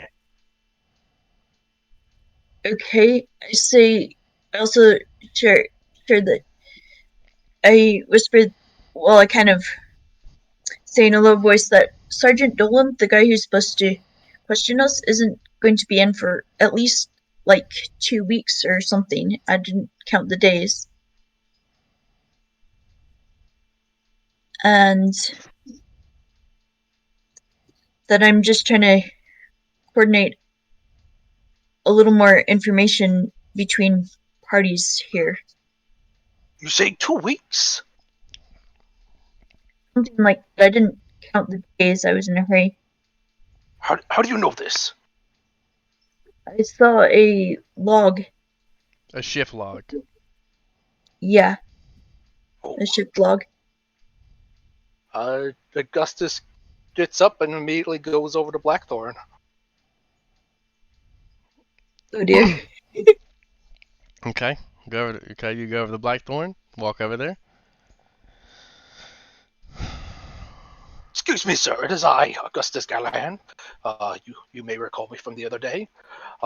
It has come to my attention that the investigator, Sergeant, what's his name? Dawthorn? What is it? Dalamar. Dalmar. Sergeant Dalamar. No, Sergeant Dalam. Sergeant Dalam will not be around for quite some time. Is this true? Now that you mention it, today is Wednesday, and he's supposed to. He rotates and does patrols in prison. And a prison guard, he does guard patrols. He picked you. He picked you and those other over there as he kind of nods towards the party, even though you're not a party yet. But we're going to just do that for now. And points to the other inmates and points you all out and says, "I know he picked you up with his patrol Monday, And he was supposed to be in. He was off. He was supposed to be in today. Today is his shift here to of administrative stuff here within the prison, and I did not see him. And he's usually here early. If you don't mind, could you explain to me how this process works? The man who takes the color is the one in charge of the investigation. Is that what it is? Well, it's his case. He has jurisdiction. Well, if this man is going to be rotated out, this case will go cold, and nothing will come of it, and we will remain here until the time being. Is this sound?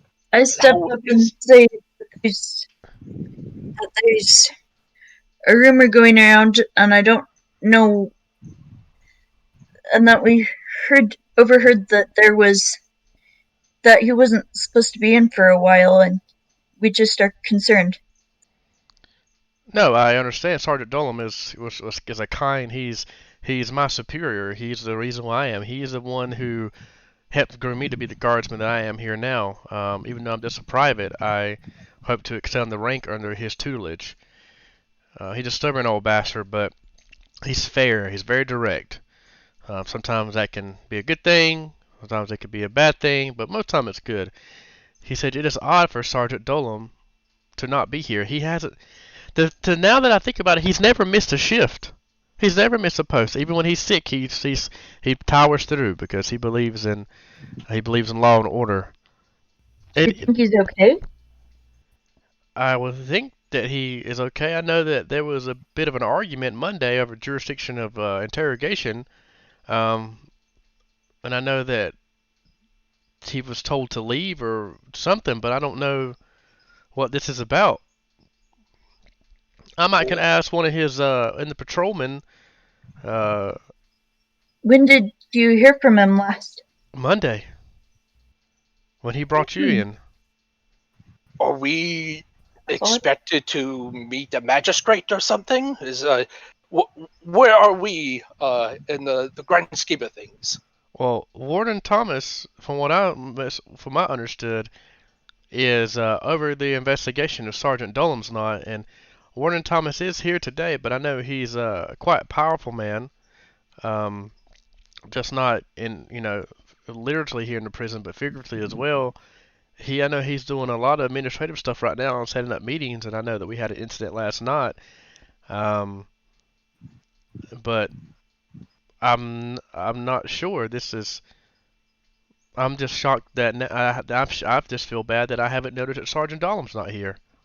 Well, I sympathize with you and how much you admire Sergeant Dolam, but I am a victim as well as the others that I came in with, and we are incarcerated unjustly. I would hope that someone takes it upon themselves, with the power that they have on the other side, to go about getting us out, to figuring out how to have this investigation complete so we can be on our way. Could you do that? Is there anything that you can do to help me no longer be in here? He says, I definitely can.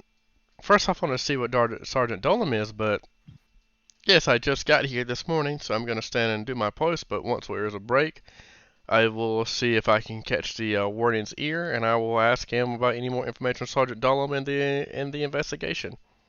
If you can have the warden come speak with me, I would greatly appreciate that. I am a barrister. I believe that we can come to some sort of understanding with one another and clear this all up. So, Spruce gives Stabbo a look and saunters up to this conversation. It's like you're gonna keep us in here forever, aren't you, man? Screams, almost screaming at the guard. He says, I'm just here to work and to do what's right. No, you're not here to work. You're gonna keep me in here forever. And then I start getting aggressive at the guard.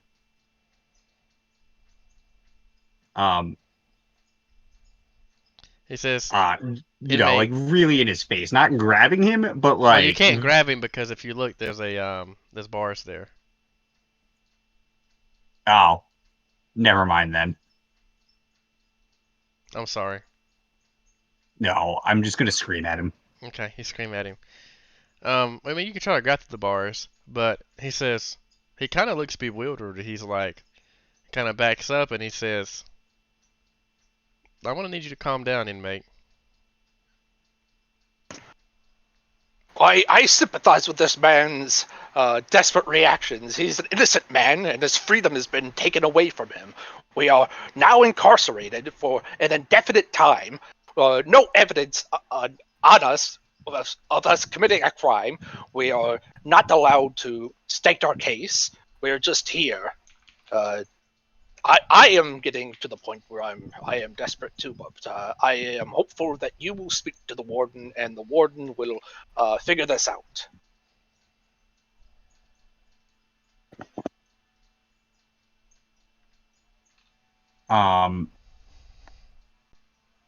Yeah. And I just I just start screaming and making as big a scene as possible. He tells you, he says to calm down, inmate, before we have to go in there. And I shove Augustus down and start screaming at him about how this is his fault that we're stuck in here. Please do not. Please, you're belligerent. Calm down. Oh, This is going to only make things worse. And it's probably gonna take some time to figure out. It sounds like something's going on, and they might need to figure it out. And I start screaming at him about how this is entirely his fault, and that if he hadn't been, so obnoxious while waiting in that one line, it's gonna be quite irrationally. Burke. I recall being very silent. What do you mean? Burke. Okay, let me say something.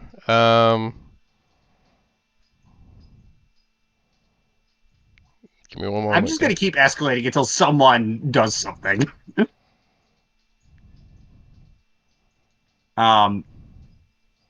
Give me 1 second. And I use diplomacy to try to calm him down. Yeah, I mean, if he wants to, but you really can't use that against your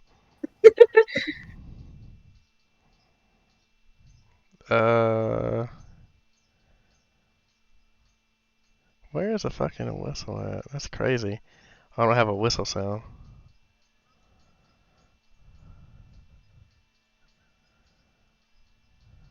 Let me see if I can use this one. There we go. That's the whistle. So you hear, Sergeant. You see Private Blackthorn is starting to blow his whistle. Okay. He says So everyone. He says everyone to their cells. Everyone to their cells. Everyone to their cells. Please stop. Come down. Come to the cell. Come to the cell, and we'll talk this through.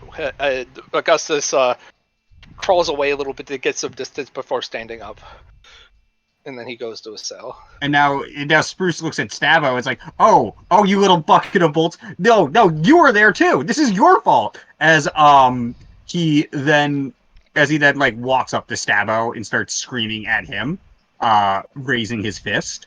Burke. Guards, help me, please. Hey, here. I'm crazy. Or type in something. You see one guard come in. Roll 1d4. That's what the guard said. No, not y'all. Hold on. Give me a second. Hold on. Bert, roll 1d4 and whisper to me.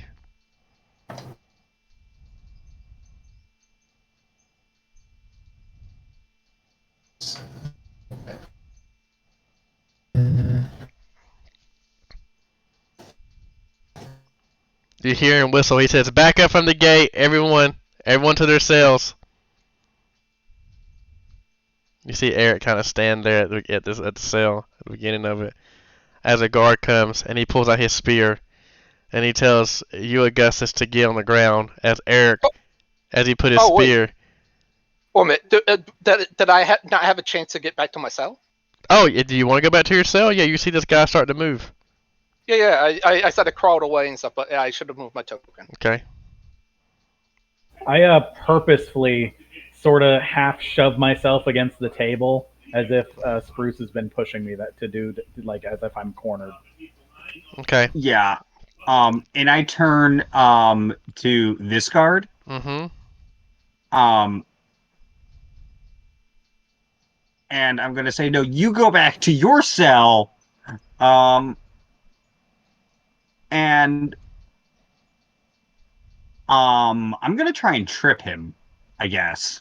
Oh wow, combat is initiated. Burke,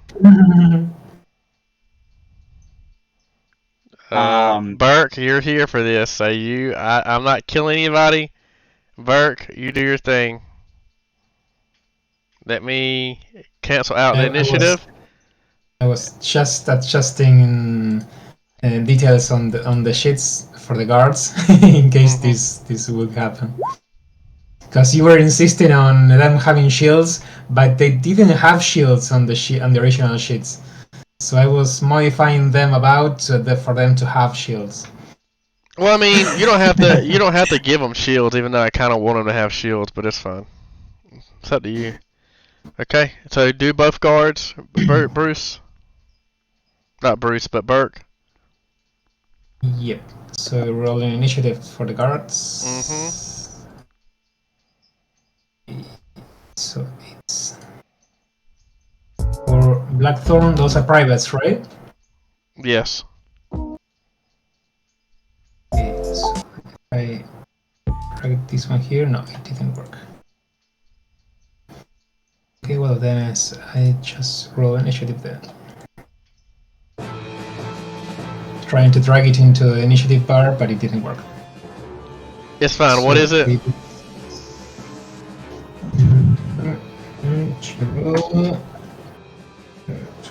I'll add it. Just give me the initiative. Yeah. There it is. There are two of them, right? Yes. First is Blackthorn, and the other one is the other one. Okay.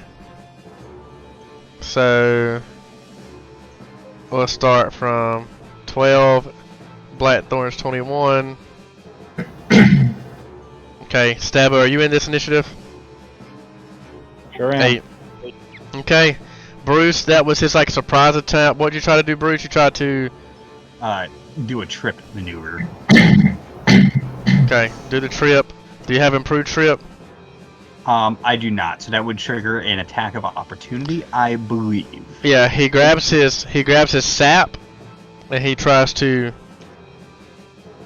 So I should note that because this is the surprise round and they have not acted, did he draw his weapon before he came in? Well, my thing is he grabs his spear, but I don't want to attack and kill him. So he comes in. Unlocks the door, and he has his sap out, and had his spear put up. Where is his spear at? I'm gonna roll initiative just in case I want to do something. He has the spear in his left hand and the sap on the right hand. Where is his shield at? No shield on these ones.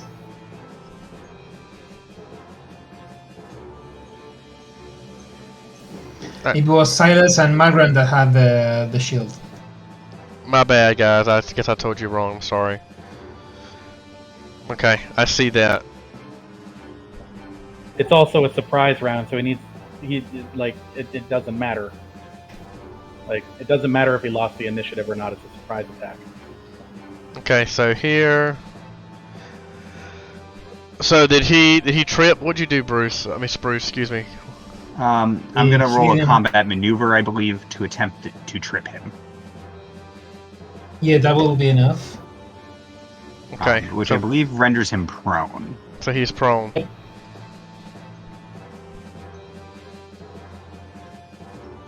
Okay.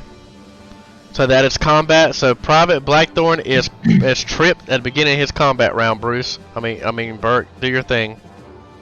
Yep. So he will, as a move action, stand up. And that provokes if you wanted to do something, but I don't know if you Uh, wanted to do something. You're not proficient with an arm attack. You're not threatening around him. He's a brawler. I am. Yeah, I'm just standing here. I can't But do I'm a nothing. brawler, and that means I'm considered armed and dangerous. Okay. So do you want to do something? Like the guy standing up that provokes. Do you want to do something? Can I? Would it be? Am I able to throw a? I'm not able to throw a combat maneuver instead of an attack of opportunity, You right? can. You can trip, disarm, or sunder. Oh, I'm gonna re-trip him if he stands up. You can't. He's already prone, so it's triggering before he stands up. So. Oh, okay. Can you disarm him like we agreed that we definitely needed to do? Yeah. I'm gonna disarm him. I'm gonna do a disarm, which I guess would be another. I also took combat maneuvers as my level. Combat reflexes as my level 2 feat. By the way, just so you know. So are you disarming him of the halberd or of the sap? I think It'd be the one that's in his hand that he can. Because you'd have Yeah, to but he steal the has other thing. They're He's- dual wielding.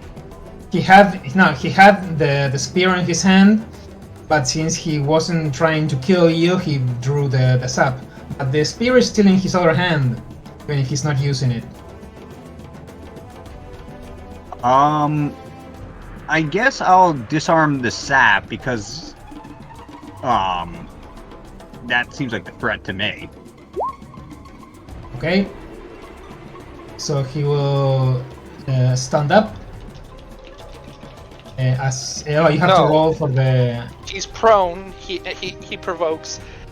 So the CMD is going to be -4. Actually, no, it's going to be the same. He's going to go +4 to his CMB, and then you're going to figure out if he's disarmed or not. Yeah, he's disarmed of the sap. Okay, cool. Then he stands up. So he stands up, and since he has the spear, the halberd in his hand, he will grab it with the other hand. It's a free action, and attack you with it. That's a 13 hit. Remember, you're unarmored and everything. A 13 meets it because I have a +3 to Dex. And it's This guy's going for lethal damage. he disarmed the non-lethal weapon. He could have chosen the. You can The do lead- lethal. to You can do disarm- non-lethal with a lethal weapon. Yeah, but he was just stripped and disarmed all of a sudden, so he's not very happy about it. Yeah, It's I'm not- not. he's- I'm not trying to get you to explain what. I'm just asking. That's it. So yeah, I guess he's going lethal. It's 4 damage. 4 slashing damage. It's a halberd, not a spear, actually. Okay, Bert, do your second guard.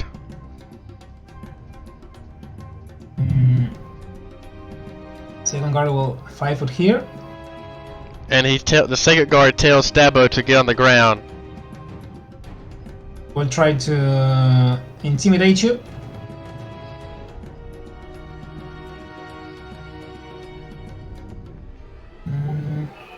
Is he intimidating to coerce or to demoralize? To stand down. Okay, so to curse, that's fine. Will 12 be enough? Was it? I think it was HD plus DC. That's why I asked if you're doing it to convince me of something or to demoralize me. Are you trying to make me shaken? Sure, let's say that. Okay, I have no idea what the DC on that is. The DC was 10 plus. Checking right now. It was 10 plus HD. So it's plus wisdom. So well, if you have negative wisdom, it could be a fail. You have less than 10 wisdom. Okay, so it's 10 plus. What's your wisdom modifier? It's 0. Okay, so your DC is 12, and you said you rolled a 13, so you're demoralized. You're shaken. You roll a 12. And the DC is 10 plus HD plus wisdom modifier. Sure, he's shaken for a round. Yep. Stand down, Stabbo. Oh, that was the standard action. Okay. Okay, now it is Spruce's turn. Okay. I'm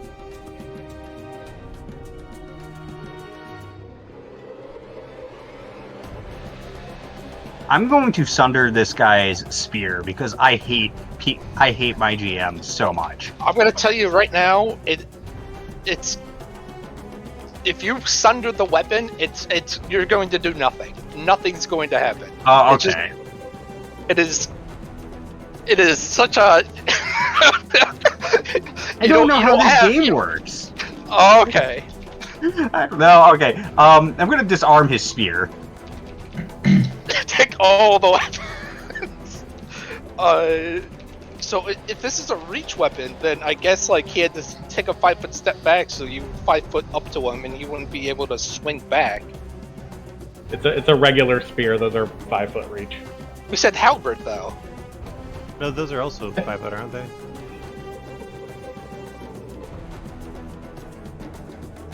Whatever. Let's say it's a regular spear that looks like a halberd. It is halberd. So you're gonna provoke if you try to disarm. YOLO. You're crazy, man, Bruce.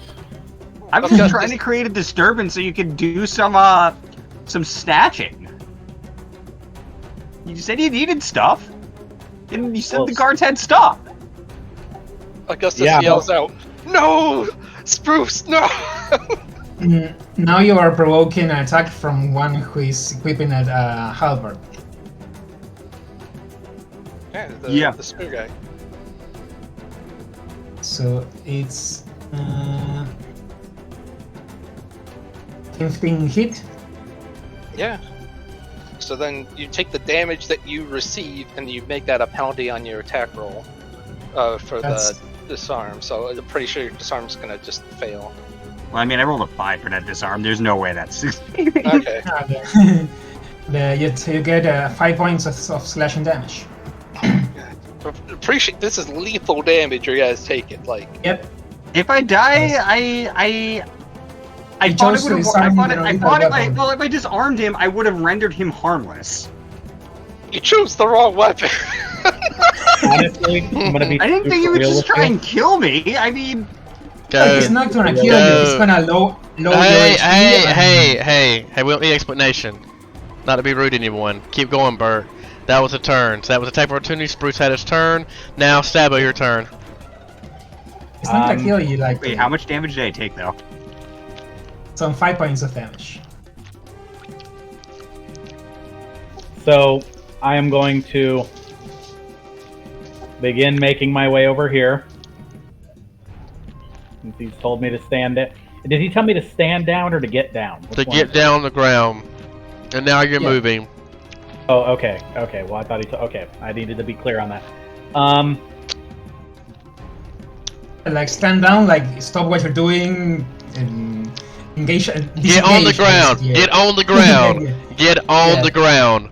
Stabbo. Get on the ground. I'm gonna give you one of these. I'm pretending to be very flustered. I don't know how well that works. Make a sense motive check, Bert. Make a sense motive check. Yeah. I'm putting.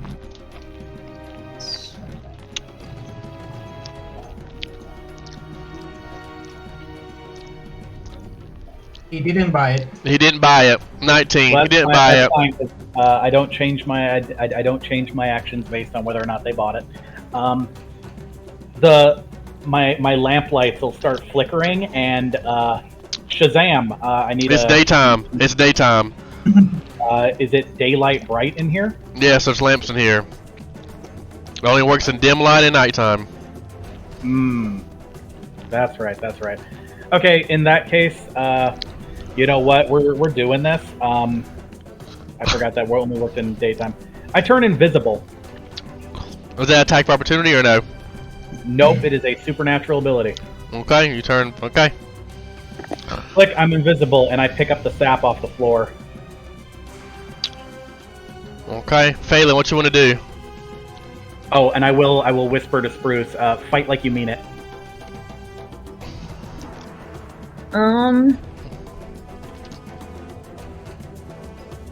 I step right up to the door and hold my action, or can I just... Yeah. Okay. So I'm just gonna kind of keep an eye on things and hold my action for now. Okay, Private Blackthorn.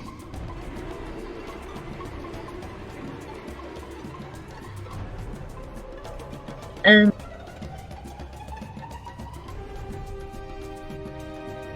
I'm sorry. Are you finished, Phelan? I'm sorry, my apologies. I was not trying to be rude to you. I'm gonna ask Bella what she thinks we should do.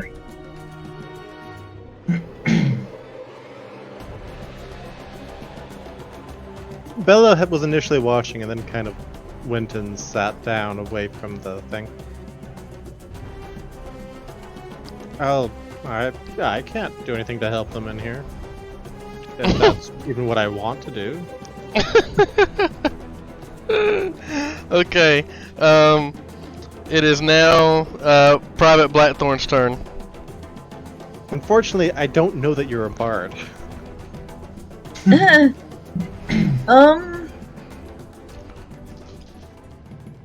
No, the only Okay. good guard is gonna kill me.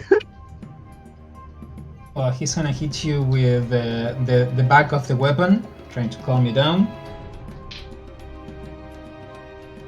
That will be... That's a negative, ain't it? -4. Yeah, he misses. yeah. Trying to hit you with the back of the weapon for non-lethal, and I guess it misses. Jesus Christ, calm down. Well, I wouldn't say Jesus. What would I say? Who's a neutral? I remember we used to say Paylor back in the day. Phrasma? For heaven's sake, calm down, Trace. Who was saying that to me? The guard. Private Blackthorn.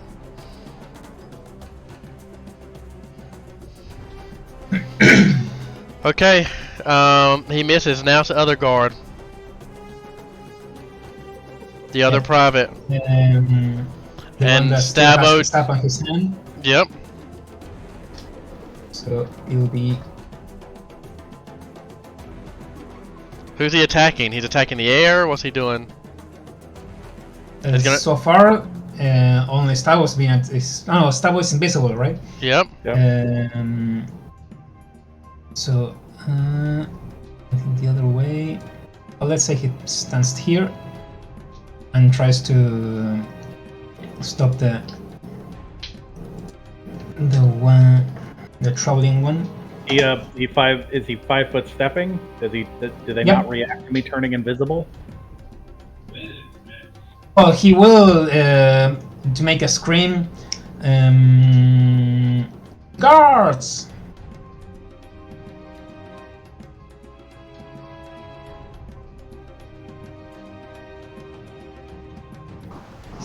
He steps there and hits you with the sap and hits you.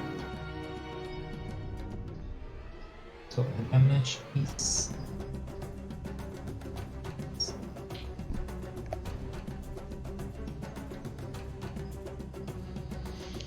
Oh, that's a miss. An 18 hits. Oh, I 18. think. My apologies. I see that attack roll. My apologies. And then 6 non-lethal 6 non-lethal. to Spruce. Okay. That means... So when your non-lethal meets the amount that you're currently at, you go unconscious. Got it. So... But it counts along with your lethal damage. So say if you have 1 out of 10 points of HP and you receive 1 point of non-lethal, you are at 0 HP. What? No. You subtract HP for lethal. You add HP for non-lethal. When they meet or it goes beyond, you go unconscious. Yeah, if lethal plus non-lethal is more than you have HP, you go unconscious. You're not dying because you went down from non-lethal, but you are unconscious. Here's the appropriate quote. Certain attacks that affects check it out. You're in total how much you accumulated, do not deduct any lethal coverage point. It's not real damage, when your lethal equals your cover. That's why I say when your non-lethal equals your current hit points. So if your current hit points go down because of lethal damage, you are staggered. Okay. Now, when it exceeds your current hit points, you're unconscious. That's what I was saying. If your current hit points, because lethal damage reduces your current hit points, when your current hit points are less than your current non-lethal, you go unconscious. As if it all would have been lethal, except that you're not dying, you're just unconscious. Huh. Okay. Is Spruce unconscious? Nope, I still have 3 HP Okay. left of. I have 9 HP, but 6. I got you. Yeah, I got you. Yeah. Okay. That is that guard's turn. Now it's your turn, Spruce. What do you want to do?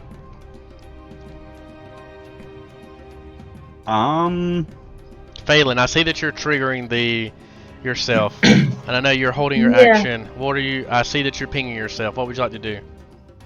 I'm gonna step outside of my cell and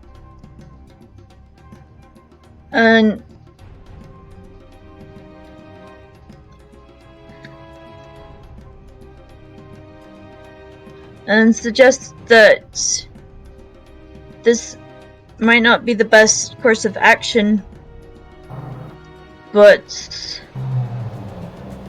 say I may be willing to support if you still insist on doing it, though I don't want you to hurt the guards. I mean, I haven't actually done anything to harm the guards yet. Yeah.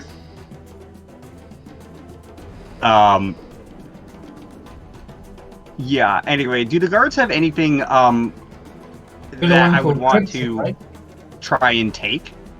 Yep, one has a spear, the other has a spear and a sap. Spear and a sap? What about items, like any keys or anything? Yeah, they have their keys on them. I'm gonna use my, the brawler feature that lets me have feats, to take improved steel. Okay. And I'm going to attempt to steal keys. The keys, if that's possible. Okay. Improve steel. You do not provoke by opportunity. You get a and plus I added 2. the plus 2. So it's 17 total. I added the plus 2 as a temp modifier. Does that beat his? Who's he trying to attack? I mean, but does that beat their CMB, Bert? 17 is it's more than the CMD, yeah. Yep. So you grab a set of keys, Spruce. Cool. Yeah. So that was your. Is that your? Do you have any other actions? Yeah, I'm gonna drop it as a drop the keys as a free action. Or drop them where?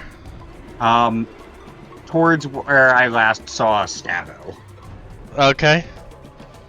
And I'm still screaming, and I'm making like a ruckus of myself.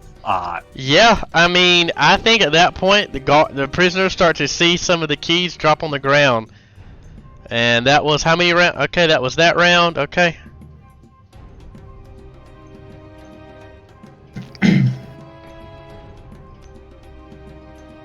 You see Eric the Wise get out of his cell, and he tells, and you hear the guard say, "Back to your cell, Eric, back to your cell."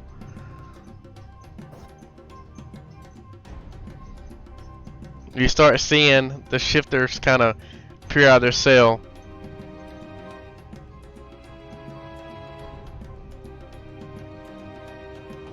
Okay, that's that turn. I'm just going to continue to scream incoherently and draw as much attention to me as possible. Okay, that is that round. Sabo, your turn.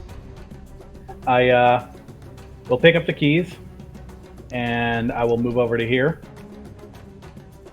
I will yell out to the prison, "It's time to party, boys!" And as a free action, I will drop the sap that I picked up right next to Eric the Wise. Okay. Let me add Eric. I'm going to add him at the end. And at the end of my round, I reappear near the door holding a set of keys. Okay.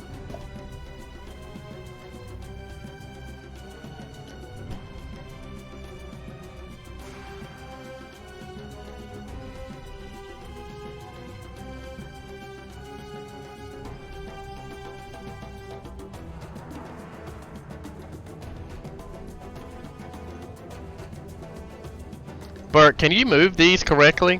Can you move the other guards correctly for me? The Maldrin and No, Silas? no, they're not there.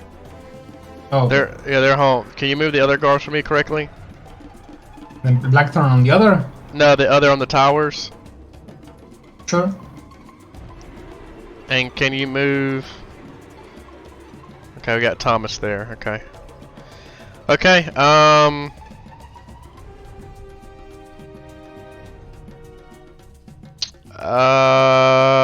Okay, that's the guard's turn. He did that. Okay, Private Blackthorn, do your thing. So the other guards start moving as well then? Yep, move the guards correctly. They're at the end of initiative. So the... But now you gotta remember it takes rounds. Up and stuff. Yeah, but one to move, one to get down, one to move.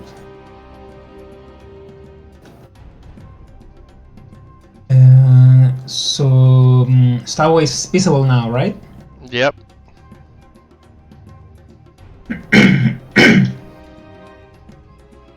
Okay, so Blackthorn will try to knock this one down with the back of the... Right.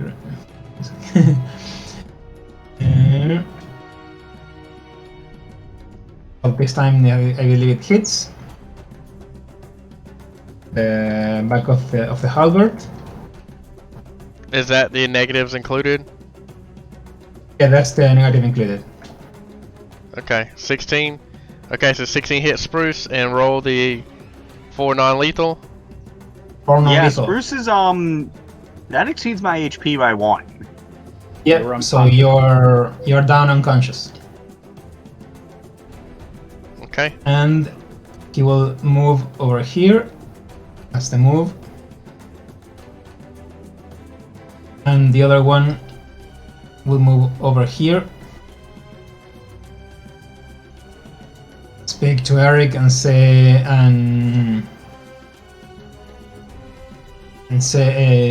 don't you dare! As he tries to get out of this. I will say to Eric the Wise as he tries to hit with the sap to Stabo.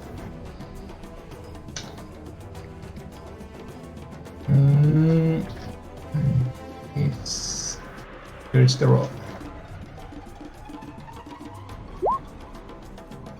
So I think 14 hits Stabo. What's the roll? 14. Okay, yeah, that'll hit. So it's 6 points of non-lethal. Alrighty. Okay, Phelan.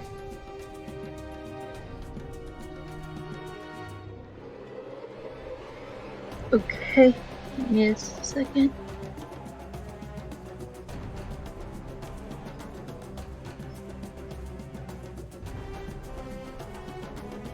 On Spruce. Oh, sorry. Go ahead. So that would be. I'm not sure if this adds the one. It does. That's 4 hit points. So Spruce, you heal 4 regular hit points, but that also heals 4 of your non-lethal damage. So I have 10 non-lethal damage. That goes down to 6, and then my HP goes from 9 to 13. Yes. That's the advantage of non-lethal, is that it's much easier to heal it. Yep. So you're back up again. Awesome.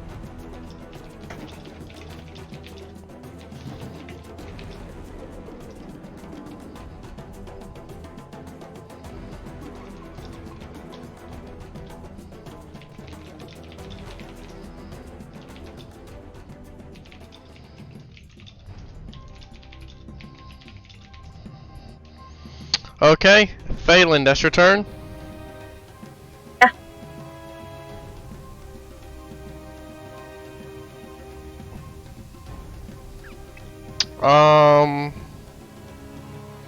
Who's the 11? Spruce? Yeah, Spruce, you're on the ground.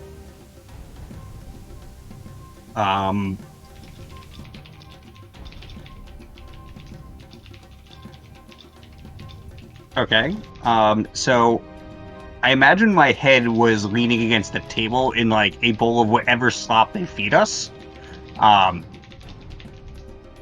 So I'm groggy. I stand up. I believe that's a move action to come up from prone.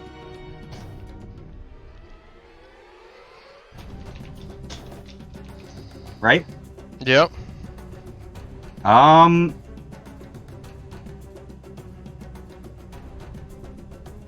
Okay, then I'm going to then use the rest of my action to position myself here.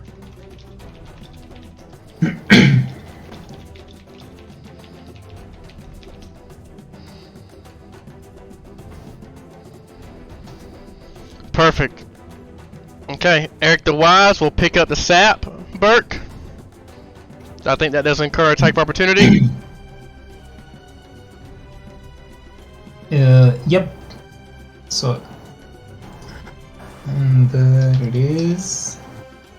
Will be Sap versus Eric the Wise.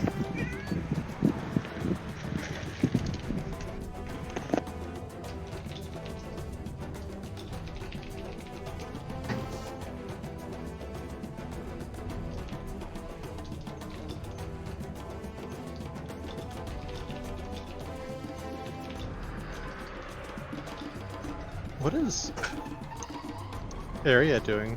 Arya? She's looking. She's kind of like just. She reached out of her cell. She's like watching. Okay. For whatever reason, she seems like the best litmus test for Belzec. What is she doing? Olaria is not an aggressive person. She likes helping people. Did you What attack? is Marisol doing? Marisol? Oh, Marisol.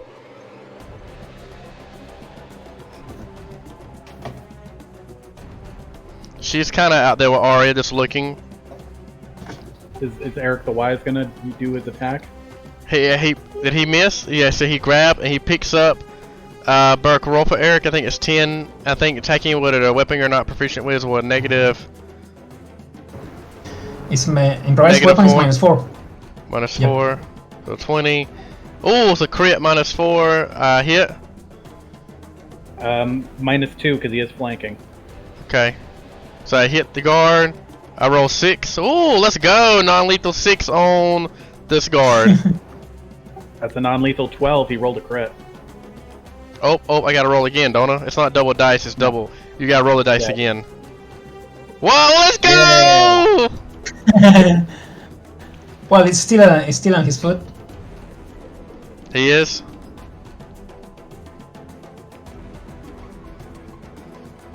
Hold up, I gotta talk to you, Stabo. Hold up, let me get my voice. Where's my voice at?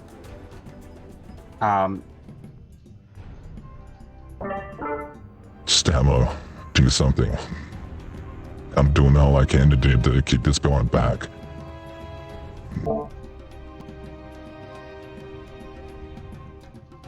Okay. Oh, damn, guys, y'all are so lucky. Look at that, a crit and a 6 hold. Let me see if I confirm though. Yeah, I confirm. Let's go. You are rolling hot. Good Let's old get- Eric. Good old Eric coming through. Okay, Eric. Okay, I got my guy coming. Opens the door. Okay. Stabo, your turn. I will. What's the guy's name over here? Is that Mike? Big Mike right here. That's Eric. There's no Big Mike. It's Eric. Okay, who's the guy in my cell? That's Grimgar. She's one of the shifters. The ones with the boar-type features. Okay, I will yell over to them. Grimgar, if you don't want to see your friend shackled and burned again, then this is your chance to help us. I'll 5-foot step. You can do a diplomacy check. Nope, I'm. Oh yeah, sorry, diplomacy, right? Mm-hmm. I mean, if he wants to listen, he can listen. But to sweeten the pot for the rest of the group, if any of these other prisoners want to help, this door right next to me is no longer locked. I actively unlock it, and then I vanish from sight again.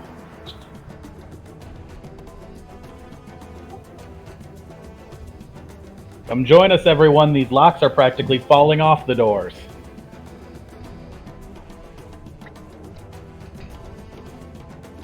And that's my turn. Oh man. You didn't have a very appealing argument, but okay. Private Blackthorn, what would you like to do?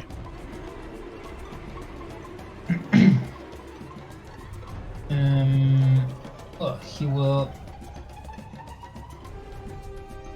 step over here,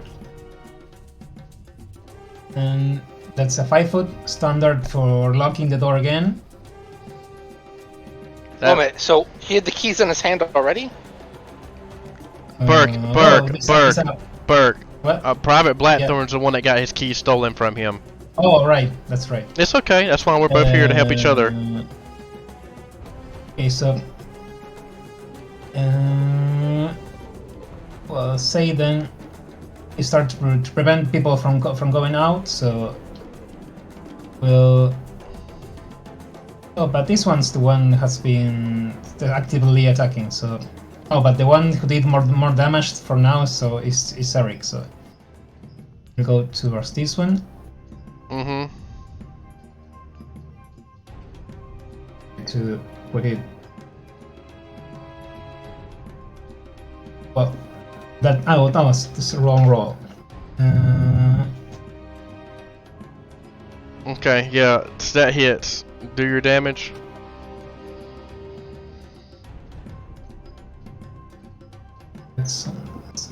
Okay. Damage. Is that the sap or is that the sap? He doesn't Yeah, have he's- he doesn't have a sap. He doesn't have a sap, Burke. He has a hit with a halberd. Yeah, the halberd. That's why Okay. I rolled the halberd. Okay. I see.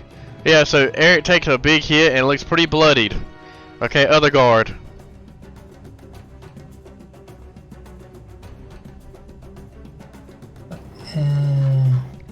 Yeah, Blackthorn did have took a hit, right? He lost like I think it was 5 HP. Yes. Okay, so I was putting to account. Now do your other guard. Yes.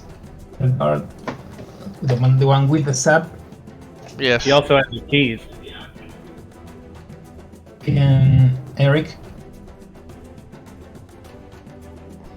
The hit. Yes, that. No, that does not hit Eric. No, not a t. No, he does not. He misses. So he misses. And in this round, other people are start coming. Yep. So Phelan, your turn.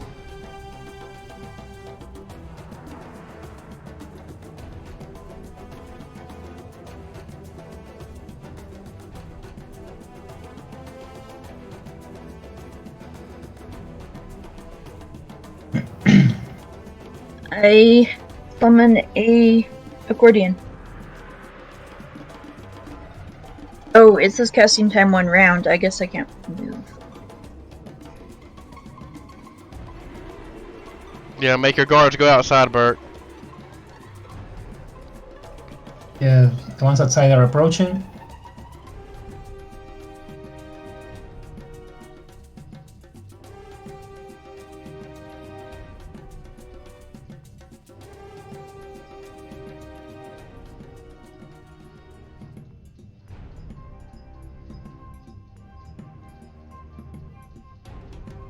You don't want Maldring there?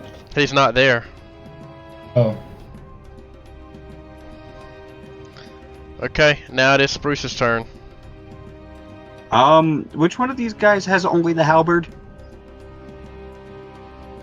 Blackthorn has the halberd, and the other one has both so far. I'm gonna steal his halberd.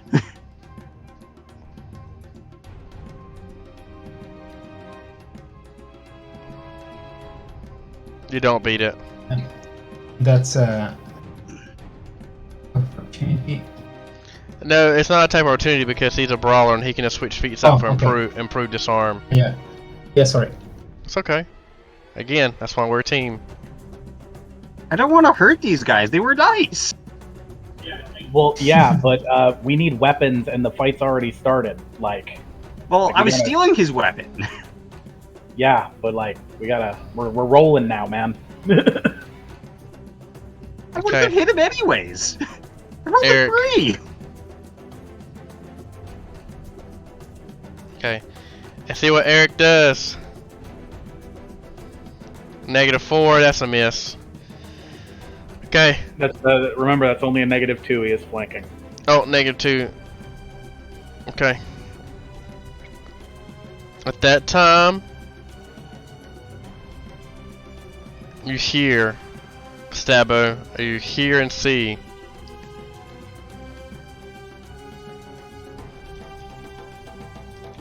impeding the way of Warden Thompson.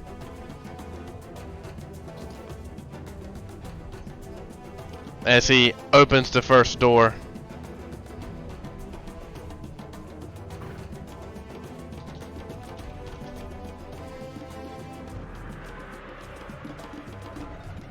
And 5 that he walks up there. Okay. Stabbo, your turn. What kind of gates are these? Are these like single 5-foot gates, or are these 10-foot across kind of gates? That's a good question. Let me see. I think it's easiest to go 5 feet across. Okay, and the lock's in the center, I imagine? Yeah. And it opens from both sides, correct? Or you can unlock it from... You can lock or unlock it from both sides, I imagine? Yes, yes. Okay, I will yell out to the room. Knock out these guards and arm up, boys. I'll keep them from interfering for now. And I will move up to this next door. And I will... I'm not sure exactly how these locks work, but I'm going to take a guess. I'm going to jam my key in my side of the lock and hold it where it is. Can you point... I'm basically attempting to keep him from being able to unlatch the mechanism. Okay, I got you. I will table that. Okay, Private Blackthorn, Burke, you need to have your guards move from continue where they're going. And it is Sergeant. Azimuth did his turn. It's Private Blackthorn's turn.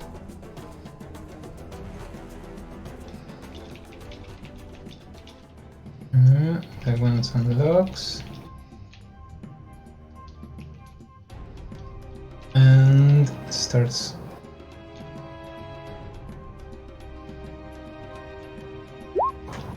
This one goes here.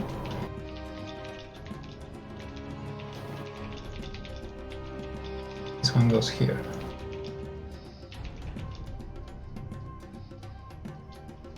So Blackthorn, the one with the The halberd. So what did he do with the lock? Like he shammed the lock, or what did he do? He's trying Gustavo? to. Basically, I'm keeping you from unlatching the mechanism on the door. He's trying to. Give me a second. I have it there. Preventing the door from being opened. I'm trying to unlock it. Yeah. Okay.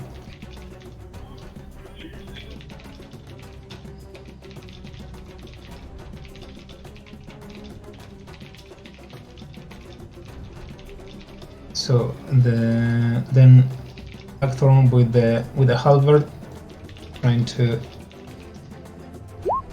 Eric, that hits him. That's 5 points of damage to Eric. How was that total? That was okay. Eric is It's still. 5 Yeah, Eric is damage. still up, but barely.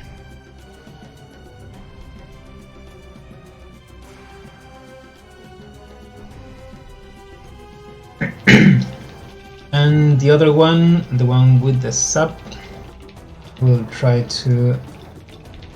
Still has the sap, right? Yes. Yeah, then with the sap, we'll try to knock Eric down. Oh, it doesn't work.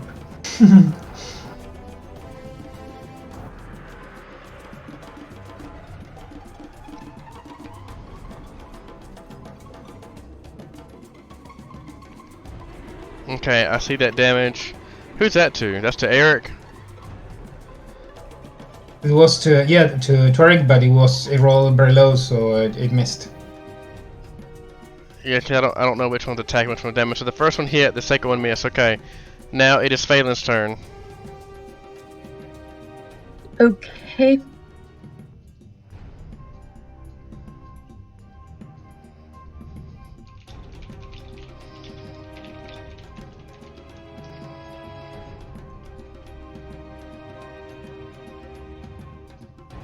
And does Bardic Performance, you can't start, like, distraction in the middle of a combat, I assume? I thought you could. You can. It's just a standard at this level. It's a standard action.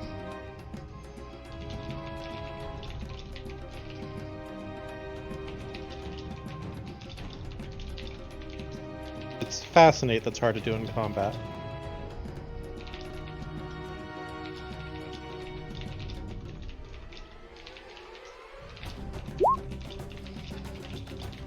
I guess I will do this then.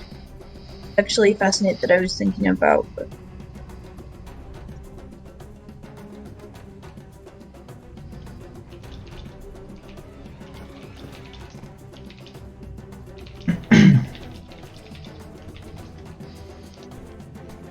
Cody, give me a disable device check since you're trying to jam the lock. Okay. What does that Inspire do for us, Phelan? +1 to attack and damage, and +1 on morale bonus on saving throws against charm and fear effects. Okay. Spruce, it's your turn. Okay.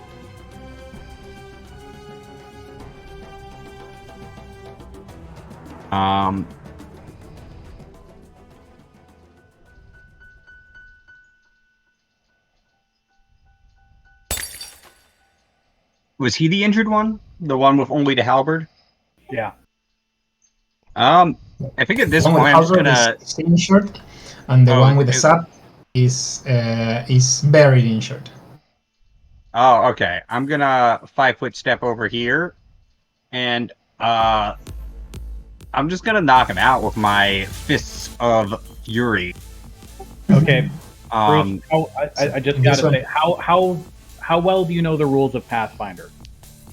moderately, but not super. So, from a combat perspective, you would probably stay where you are. You're provided flanking because you're on the opposite side of Eric, so you get a bonus to hit. Ah. Okay. Well, then I'll just I guess I'll just use my Brawler's Flurry on this guy and just punch him. twice.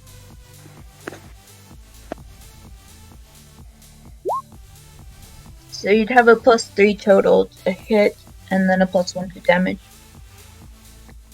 +3? So, and I'd be choosing to do non-lethal.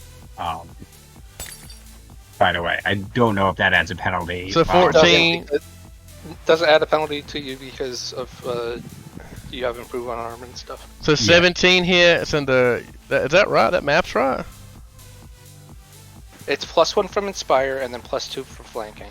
Did you add those already? No, I did not add the Inspire or flanking.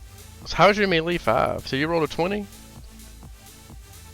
I rolled a 15 for the second and a 0 for the first. But I get Dex because I took Dex to hit because I took Weapon Finesse as my level 1 feat. Okay, got you. So 14. I was trying to figure out how you have a +5 melee at level 2 brawler. +3 be- to dexterity, +2 to base tech bonus. That's +5. Got you. Thank you, big dog. Yeah, Okay, there is so you hit with both attacks. Roll, and your damage is Burke. Yeah, +1 more damage because Inspire. Yeah, Burke so does 13? No, 14. 14. Who you hit? He hits the other guard. Yeah, it Yeah. hits, it goes unconscious. Now, I do need to ask: does the initial 6 damage knock him out?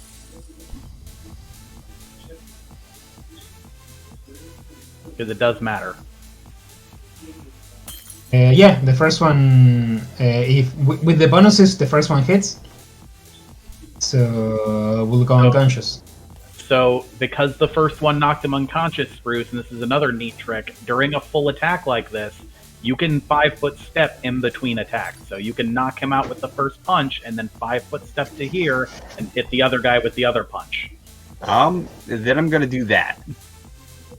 So you hit Sergeant. So as Bruce listens to techno rave music in his head, he steps over the splinters and punches and knocks the guard out. Takes a small 5-foot step, and that before the next guard falls, he swings a wild swing left Hail Mary for Haymaker and punches Sergeant Blackthorn for 8 damage, or Private Blackthorn. This is all non-lethal. I'm trying to bop, not murder. If it's non-lethal, wait, the 14 doesn't include the non-lethal. No. You're Doesn't roller, care. so you don't, no penalty, right? Okay, yeah. Then the other one, it's this one too. Okay, there's spears on the floors, boys. Let's get real fighting. So listen, Cody. If you want to jam the lock, I need you to put the key in there. You make a disabled device, and you need to make a strength check to jam the lock. No, I'm not trying to permanently jam the lock. I know, but I'm about to make a strength check when it's my turn. Eric the Wise is still up, and Warren Thompson. Bert, make a strength check to use the key and push the door open. Strength. Oh yeah. And have your other guard start attacking. 16 is what Sabo did. Make an opposed strength check with Warren Thomas. Okay. So he's trying to shrug. He's shrugging against you right now. Okay, use your other guards to attack Eric.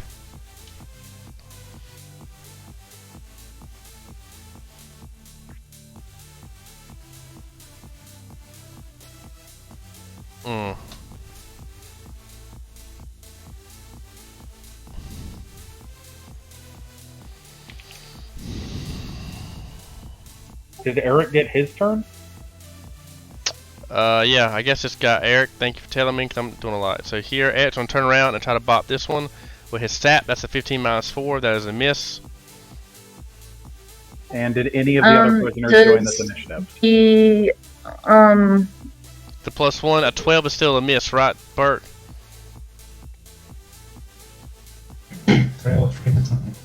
15. That's 15 versus Blackthorn.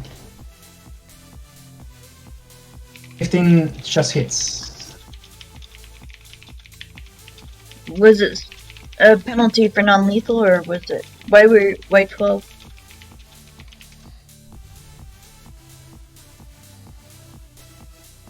Because it's 15 minus 4. Am I not right? Okay. Unless he has proficiency with martial weapons, yeah, he takes a -4. Oh, then it doesn't hit.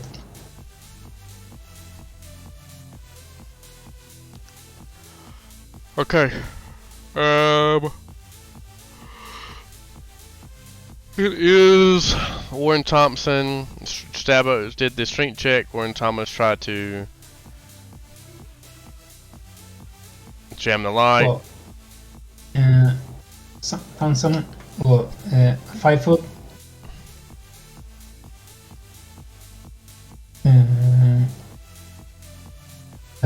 He had the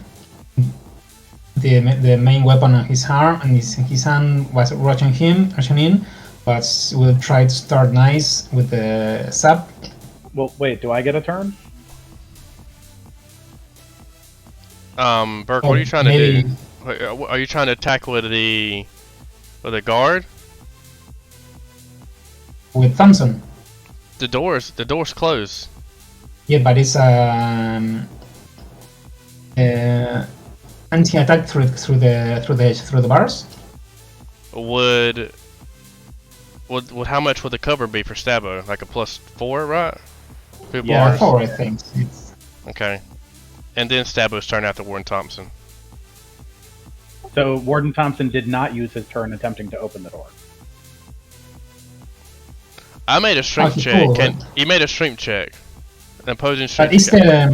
you said the door is open or closed? It's closed. It's closed. Stabbo is trying to jam the lock. Okay, so we. And I made open the Stabbo door. make make a strength check because he's trying to jam the lock in there. And I had Warren Thomas try to put his key in there and make an opposing strength check to push the door open, and he failed. So he's, that's what the 6. That's what the 6 was for, Burke. Yeah. Yes, that was the strength check. It was last. Oh, that was before the other one. Oh, sorry. Yeah, it's okay. So it's Blackthorn now. Yeah, Blackthorn. Blackthorn's on the ground though, right? I would still like a turn. It's not on the ground yet. So what would you like to do, Stabbo? Okay, so we got one guy unconscious over here, right? Yes. Okay, does it appear that any of the other inmates are joining in? I see people moving around, but I don't know if they're actually... Yeah, they're moving around. They're just kind of surveying the area. I mean, these people are staying here kind of resisting. They're not getting down with this guard. They're not doing anything because they do see Warden Thomas there.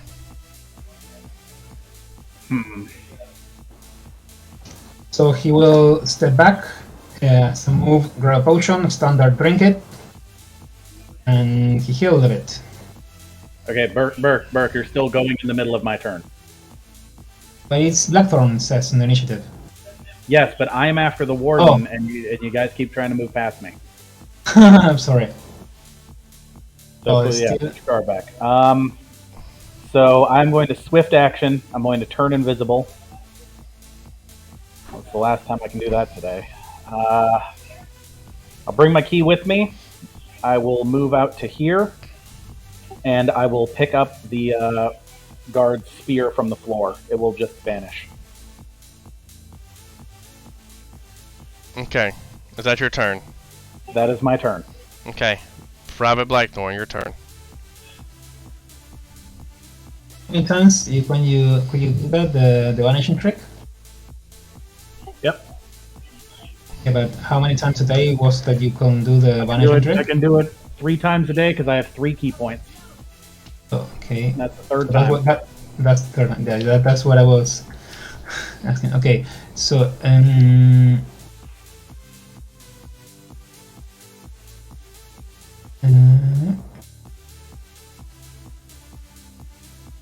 So I imagine Blackthorn is still going to do his potion drinking, right? well, if he doesn't see you. The question will be if you know if he was gonna drink the potion before moving there. Okay, well that will provoke an attack of opportunity from me. So let's see. That's let me find my dice here.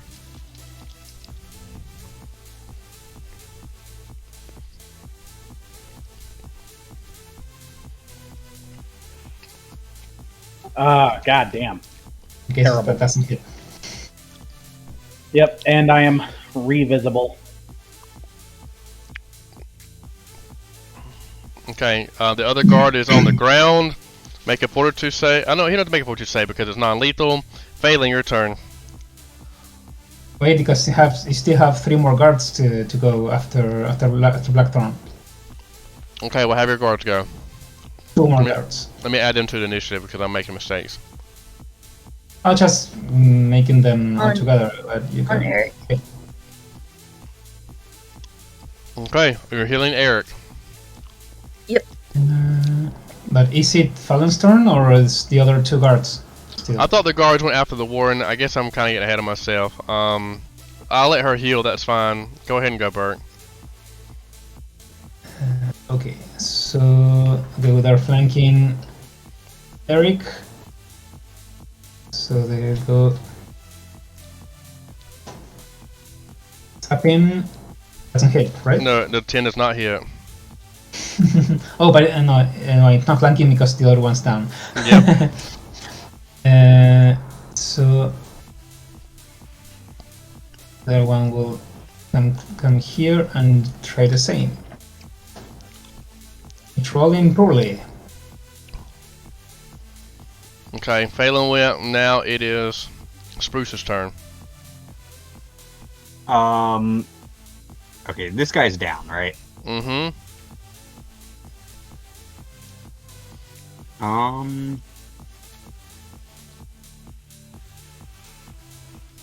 Okay, this is complicated. This is very complicated.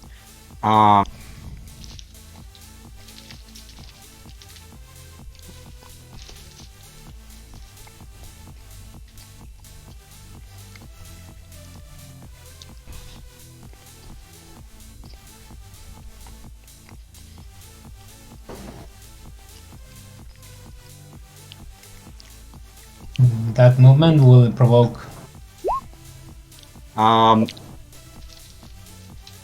moving from here. Yeah, okay.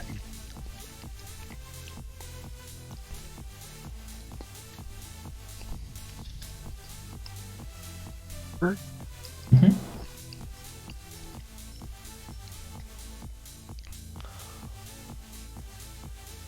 And I'm gonna... I guess I just drop a flurry of blows on this guy. Or Brawler's Flurry.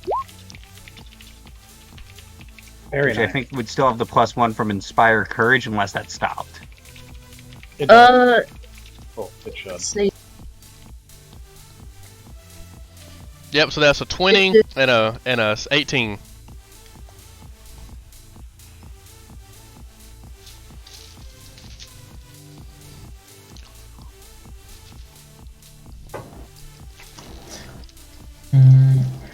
I'm watching. What do you? Melee. Oh, sorry. Who do you hit, Spruce? Because That's sorry. That was me misclicking. something. yeah, Bruce. This guy. Who? So I was that's aiming for so that's this guy. 4 and 6 damage to Private Blackthorn. Is he on the ground again?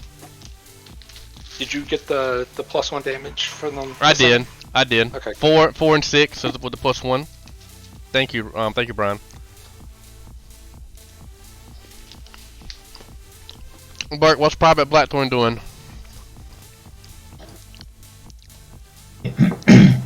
Yeah, Blackthorn is the one with the halberd. And this one is just try attacking him again. So. Well, did the 10 damage? Is he down, or I know he was wounded? Right, Blackthorn received 1 on attacking on being attacked. Yeah, but he just took 10 damage. Oh yeah, the Blackthorn. Yeah, that one. Yeah, that was thought it was attacking the other one. Yeah, so then he will be down there. And So Blackthorn is down again. Okay. It's the first time he's down. Okay. Oh, down. Okay. So now Eric will attempt to. No. It's your turn, Spruce. My bad. No. That was your turn. My bad. Okay. Yeah. Now Eric will attempt. Oh, he misses. Now it is Warden Thompson's turn. What are you gonna have Warden Yes. Thompson do? So the door's open, Yep, the door. He is no longer. and this one's open as well. So he will Yes. stand here. So he's using his turn to unlock that door and come through it? Yes.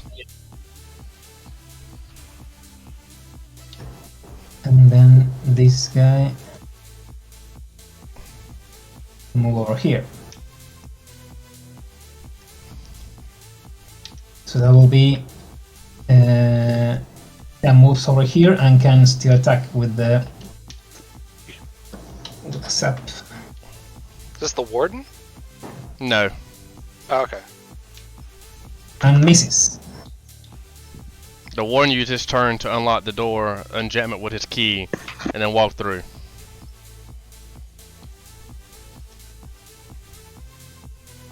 Have your people went now, Burke, so that we can get back in the right order of guards. Yeah, there's one with Thompson, and then there Sorry. are the other four, the other four horde ones. Okay, so that's it. So now Stabo's turn. Stabo will 5-foot step to there. And, God, I don't love doing this, because this guy is a nice person. I'm going to yell out to the prison, guards, drop your weapons, and anyone who wants to leave this place, come pick him up. Anybody who makes another move puts this man's life at risk, and I will prepare action to any hostile movement from the opponent to coup de grace the man on the ground. It's a 4-round coup de grace. Oh, it's a full round? Yeah. Yeah. Okay, well, I'll just prepare action to just stab him to death if anybody doesn't. I mean, it's effectively the same thing in this situation. So that's what I'm yelling to the group. If they come take their weapons, and guards throw them down, or I'm killing this guy.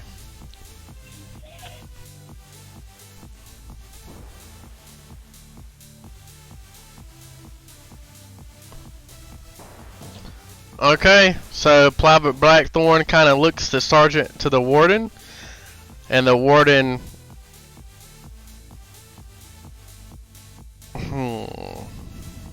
What he's saying.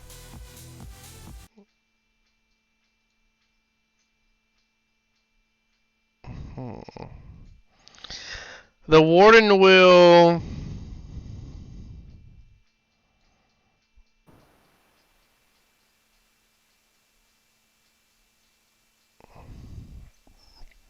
He says what? He says repeat your terms again, inmate. Throw down your weapons, and the other inmates can come pick them up, or this man's life is forfeit. You've locked us up and decided that we're criminals before questioning us, and it seems that if I'm going to be a criminal either way, I might as well give you a reason for it. Spruce says what he said. I'm going to use the voice changer. If you can't hear me, just let me know. I'm gonna use a cool barbarian voice or Kim. So, Warden Thompson, as a behemoth of a man, standing at 6'4", 224. You can see he has a full beard. He stands towering even over Private Blackthorn, who's about 5'11". His voice is deep. Private Blackthorn, isn't that the guy on the ground I'm holding the spear to? Yeah. Yeah, but he stands over so Private Blackthorn's like 5'11". He's giving you a contrast. Oh, okay, sorry. Yeah, you're fine. Stands over and says, Private Blackthorn, I made an oath to the Crossbridge District. He has sworn an oath to protect those who cannot protect themselves, and to keep the most dangerous criminals away from the innocents of the Crossbridge District in Cericia. He has given his life to this jail. I will not let Private Blackthorn's capture.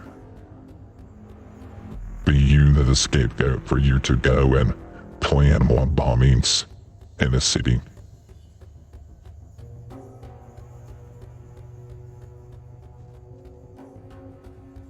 As I thought, you've decided what we're guilty of before even talking to us. Our lives are already forfeit. We might as well fight. I kill him. What? This guy just declared that he doesn't give a fuck. He doesn't give a fuck if I have a hostage. So we're fighting to the death at this point. He thinks he's decided we're the bombers. We're fighting.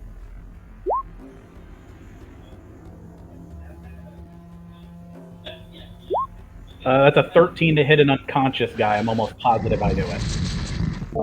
Burke, what's his HP left off? Don't tell the party, but he'll live. He was only non-lethal, so this dude's totally fine. Okay, so that's 7 damage plus my sneak attack damage. So 6, 7, 8, 9. So that's 9 damage to him on the ground. Okay. You hear Sergeant, you hear Flesh and Sergeant Private Blackthorn scream.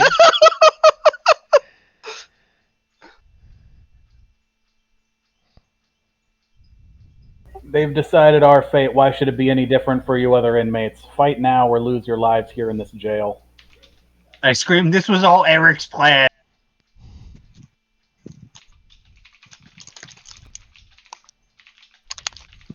I'm playing a little more hesitantly now.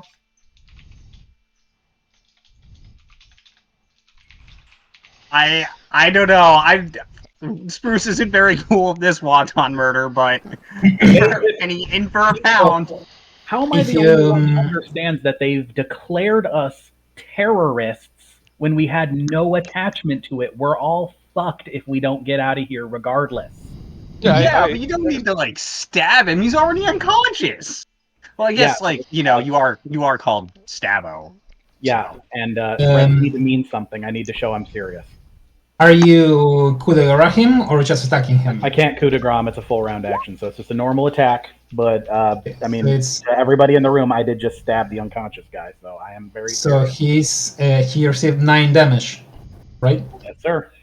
And he had 5 on non-lethal. From the beginning of the fight. I thought you had way more non-lethal than that. Yeah, he's been hitting every round with non-lethal. Yeah, so he's fine. Yeah. I haven't been taking separate accounts from lethal and non-lethal. That's my mistake.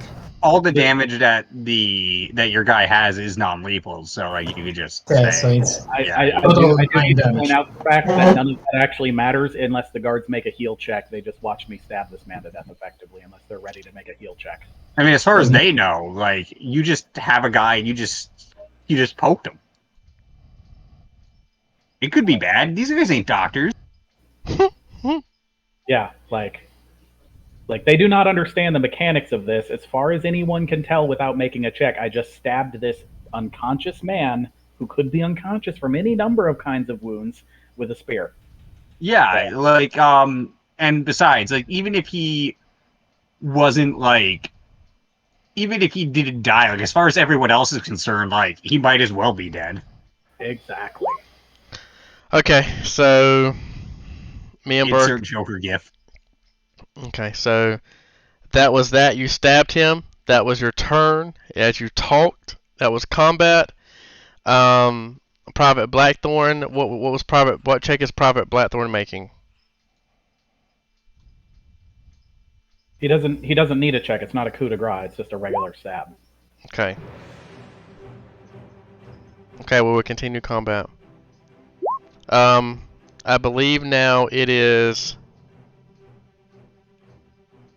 the guard on the ground's turn. That's Phelan's turn. Am I missing somebody? Yes, no, I'm not. It's Phelan's turn. Okay.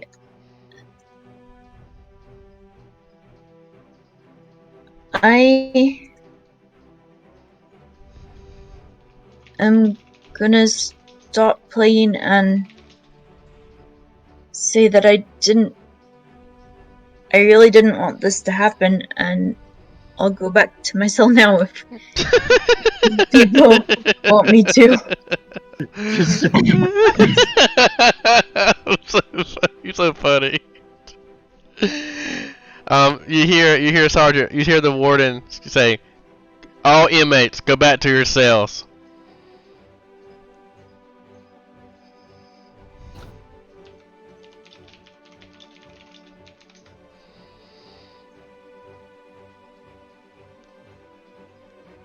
So I guess I'm really, my character here is really disappointed over the death of Private Blackthorn, and so I just head back.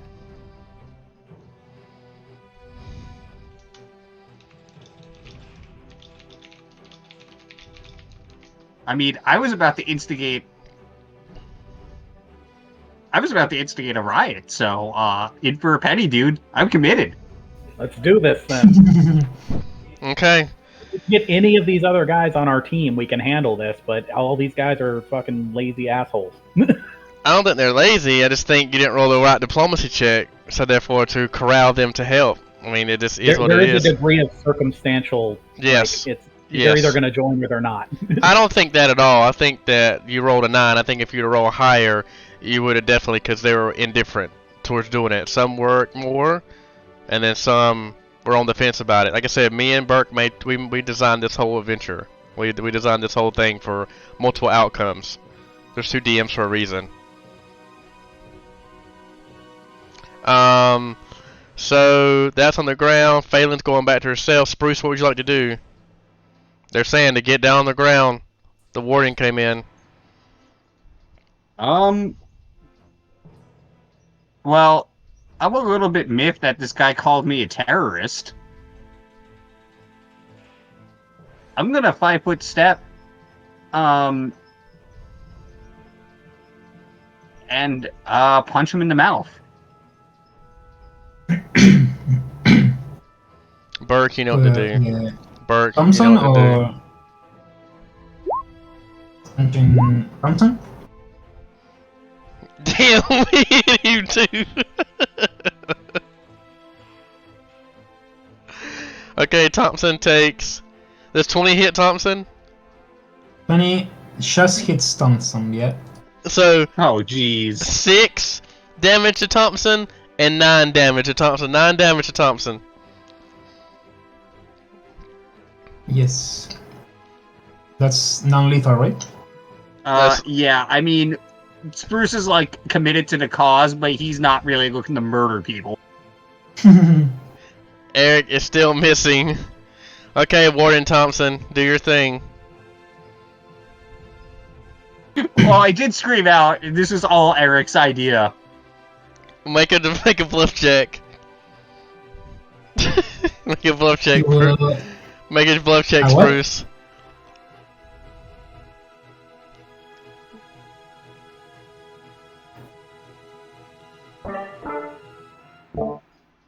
Well, first he will respond.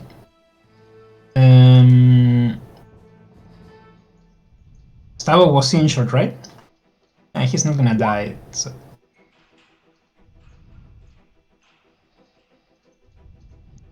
That's Spruce. Genius and foolishness. Spruce, don't pawn your fake elf and feeble attempt of escape on Eric. Be a man and admit that your plot wasn't thought out. It was all. Spruce says, "Screw you and your gender normative ideas, man." Okay. Ward Thompson, what are you doing? Yeah, Thompson's gonna first throw an attack to Stavo. Okay. Is he stepping through the door to do that? No. Does he Doesn't. Yeah. Alright. Oh, well, I wish I had been told that. Then you get cover then. No, it doesn't have cover for Stavo. What? there's a guard right there. Yeah, first the guard's unconscious, and second, even if it's standing Okay. up, he wouldn't be giving cover to him. It would 100% if it was standing up, but otherwise. No, there's no cover here. We can Sure, well, table Like table this this. here. Go ahead. It's 12-19. Let's keep attack. 14 hits.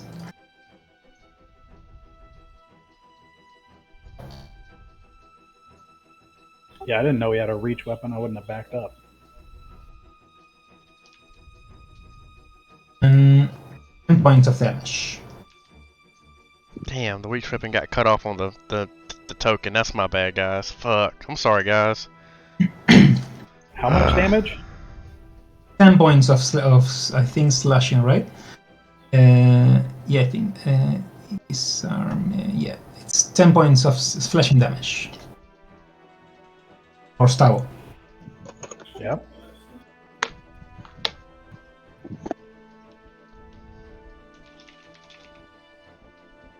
And then the one that came with him steps forward and goes for Spruce.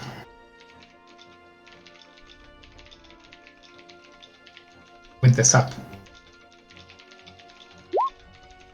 Oh. 22, I think, hits. Damage.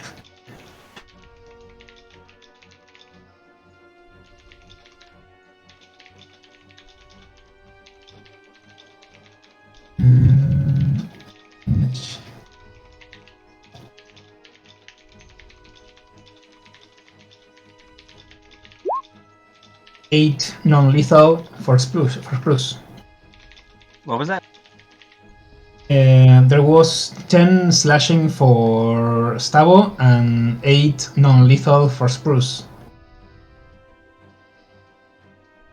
Well,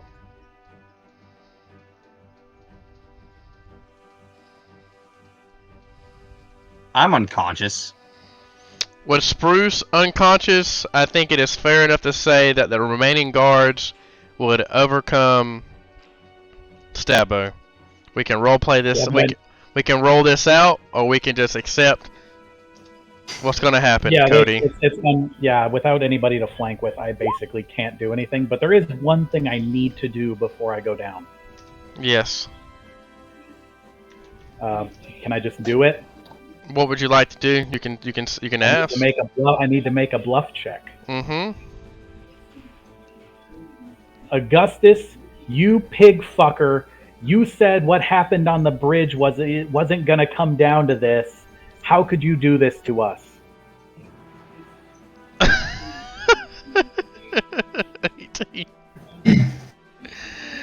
Okay. Let's see. What's the sense motive for this?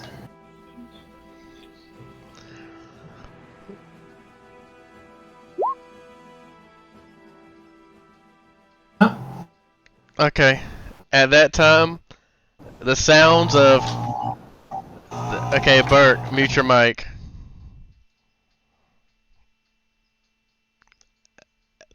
At that time, you see the warden shut down and everyone go to their cells. You hear all... I don't. I lie there. All the cells are locked and shut. And everyone sees Warden Thomas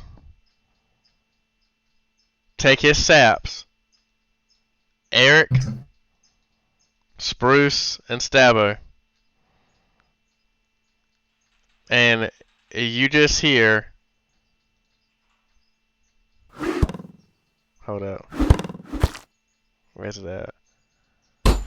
You hear this over and over again as they just beat the living shit out of Stavo, Eric, and Spruce. You see them just manhandle them and drag them into an unseen part of the prison. Does Stabo feel pain? I mean, I'm a robot, man. I don't know why. Programming pain into me would be stupid. Eric, the party The party members. That's true. The party members for the next couple of days. You take your lunch in your cell. Well, there is no outside recess time. There are no showers. It's you and your bunk and your cellies confined to it. There isn't a sound to be made. Corporal Silas comes and does his rounds, taking out prisoners, putting them back in. You see prisoners being beat. Augustus and even say Augustus, even you're hit with a sap just randomly. What? I got sapped? Yeah, just randomly, like Corporal Silas is going through and just he's hitting guards. The mistreatment of the prisoners has gotten kind of outrageous. So he goes into my cell and hits me with the sap. Just Okay. throughout the days, they're just mistreating the prisoners throughout the days. The party is about your 7th day here. Stavo is anger. Orton Thomas makes a reminder and does a speech every morning about how if one person riots and causes confusion and causes chaos, all will suffer. Randomly, at 12 o'clock, at 3 o'clock in the morning, the guards take their shields and they make noise and open the gates and close the gates and open the gates and close the gates to keep you from sleeping. Food portions get smaller to where the sounds of growling stomachs can be heard from across the jail.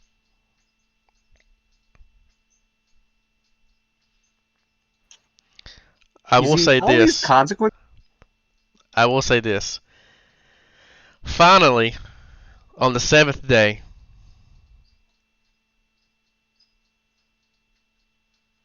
the guards are doubled, but you can tell that it's kind of taking effect on the guards. They are tired. You can tell that they're tired as well because they're locked in here with you. Bert, can you put that token out for me that I asked you for?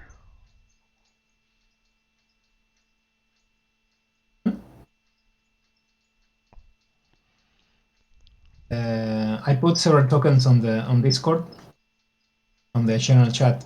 I know. Okay, no, another one. No. Okay. I sent you. You also noticed something odd. That Sela has not been in the prison to heal your wounds. Hold up, let me see what I'm looking for. Man. I'm just going to use it, put it on here.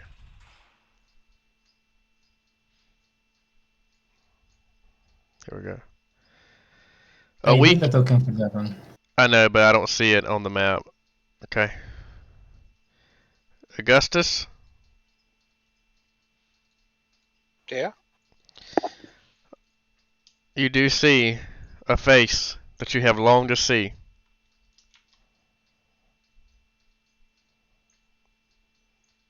Am I allowed to approach this man? You can be in your cell, it's locked, as he comes in here and looks very disgruntled at what's happened. And starts looking around. Sir, here, please, sir. I reach out to him and beckon him over. And he can tell you. Can you describe how your character looks after all this time of not getting a lot of sleep and? Yeah, more gaunt, and he's got probably black eyes and pretty weak, and just he's on his bed, just barely getting out and reaching through the bars, just shaking a little bit. I trusted you. I trusted you, and I came. They have tortured us. Please, sir. I am innocent. What happened? I believed in the system. Why? Where were you? He comes up to you and unlocks the gate and tells you to come out. Oh God, he's gonna beat the shit out of me. I stumble out. He locks it back. He goes over to where Phelan and Bella's cells at, unlocks it and says, "You and you, follow me. You too." As he points towards you to make it to come to where he's at. All right, I go with. So for all purposes, Mhm. who would like me to? So for Spruce and Stabo, since you're not here, should I role play with you here, or does it matter? Are you going to use it? I mean, I just don't know if I. I mean, I'm not going to metagame either way. You know that. Yeah, same. Okay. So you follow in. He opens the gate. He ushers you in. Bert, can you give me that token now? Yeah, this I put in the infirmary. It's up there. Okay then. Okay, thank you. I just want y'all to look at how all these guards have matching uniforms, and this was all done. Like y'all don't respect me. Okay, y'all come in here. Come into this interrogation room.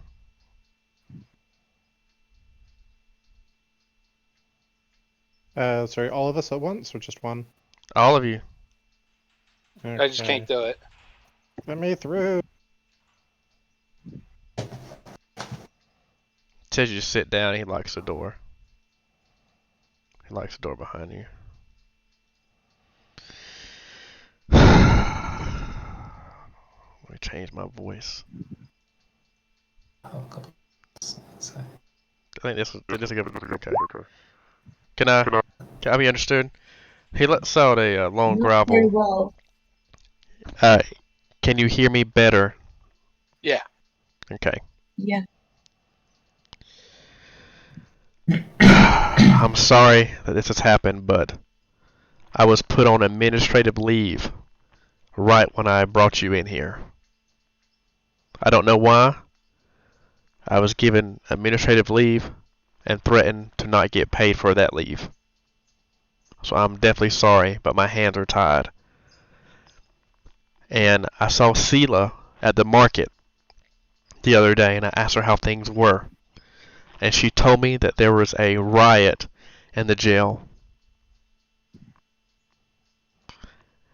And I just want to apologize. But now we can get things down. I don't know when Sela's coming back because she is an independent contractor here. We're overworked, we're overstaffed. Excuse me, we're overworked and understaffed. But I would finally like to get down to that interrogation that I promised you a week ago.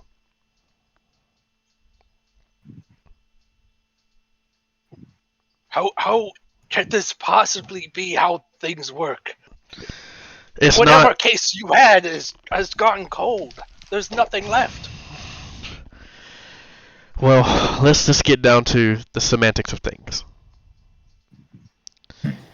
What were you doing in the area? And can you explain your presence in detail? As he looks to all three of you. I think I could summarize it very simply. We were there to get our identifications.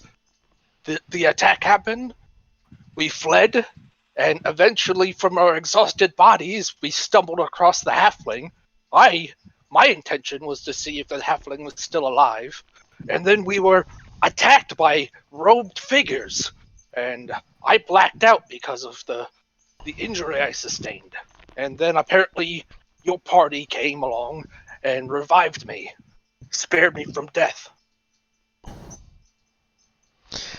Have you encountered this hooded figure or anyone resembling them before? I've never seen them before. That is, it's actually a good question. Have I ever seen a cult of this type before? I don't think so. Okay, because I'm.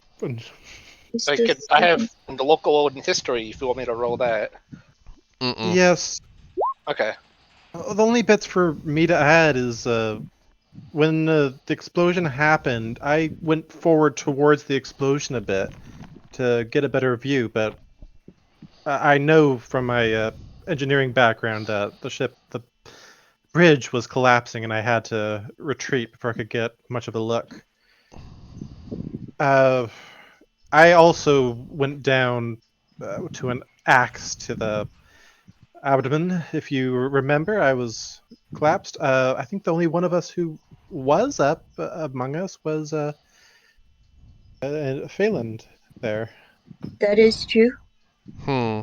I was fleeing the collapsing bridge, and then we all kind of tripped over this halfling, and there were these 4, I believe it was, that came flying down and took the notebook that the halfling had. It looked to us like it was blank when we were trying to find out who he was, but they took it and seemed to think it was important to them, and I scared 3 of them away with a ghost sound, making it sound like a blackguard was coming. And then the other people with us managed to take down. Hmm. Very interesting. So, did you notice anything particular suspicious in the area before the attack took place? No, the only thing I really noticed was some blackguards came and cut off the hand of a thief, and then that's all I really saw. That happened back at the bridge, to be Yeah, specific. before it collapsed. Hmm. Did you see anyone else nearby when the murder occurred? Any potential witness or suspects? Just you guys and the blackguard that came up. I But tripped over the body. not anyone before that.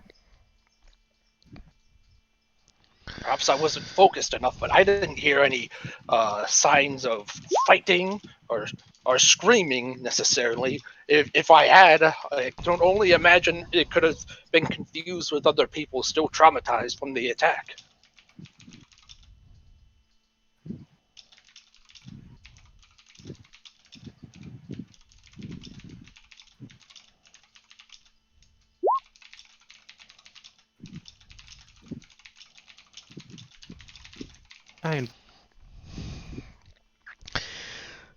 Sergeant, hold up. Sergeant Dullum, you see he pulls to a file, papers and a file. And you can tell he's weathered. He's a stout dwarf, grizzled beard that reaches down to his chest. He has a deep set of eyes with a hardened gaze, and he looks at you. And you can tell that just the weight of his experiences has not prepared him for this. You can look, his arms are scarred, covered.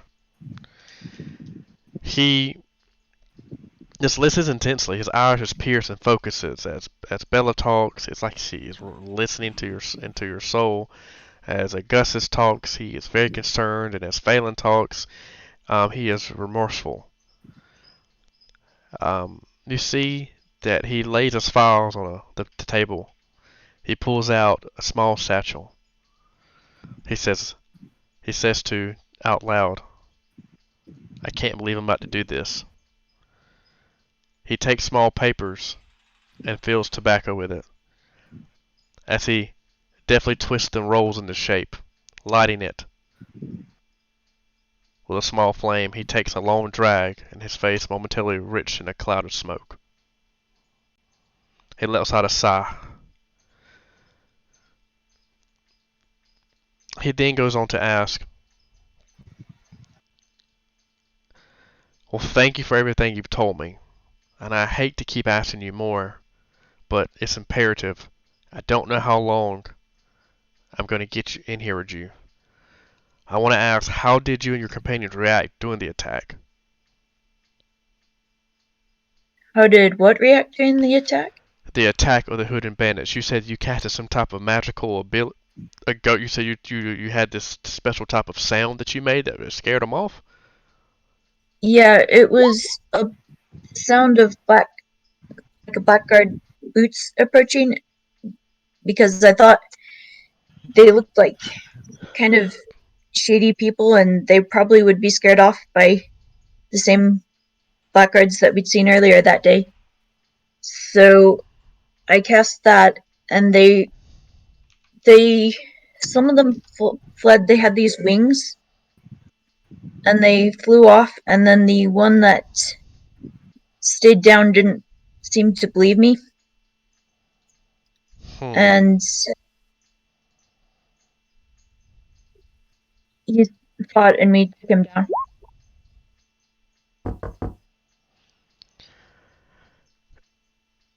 You hear a knock at the door, and Sergeant Dillman says, I need more time. Do you know, do you have any information about the victim and the relationship with your group? Do you have any possible motives behind them or anything that you can give me? Was there any missing items? I know you mentioned a book as signs of a robbery. There wasn't. I don't remember if there was an ID or not. Wait, didn't you recover some sort of document that was there? I recall that when I awoken. Yes, we found. That's the thing. We had some type of book, but when I went to the evidence, I was not able to see it. There's nothing on the shelves in the evidence. It looked like the pages were blank,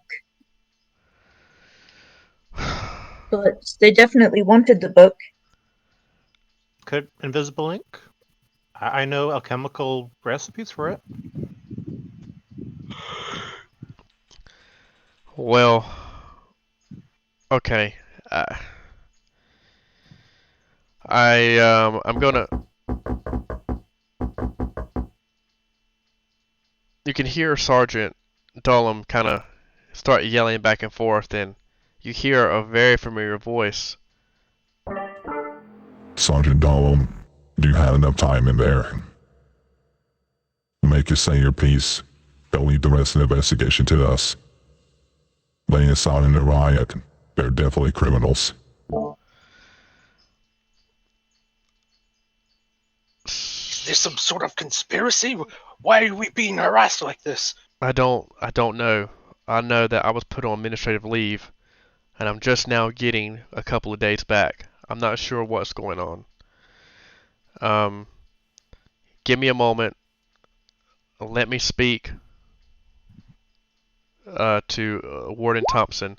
I'll be back. Give me one moment. As he makes his way, he closes the door. Would any of the party members like to make a perception check? Sure, as they shoot him in the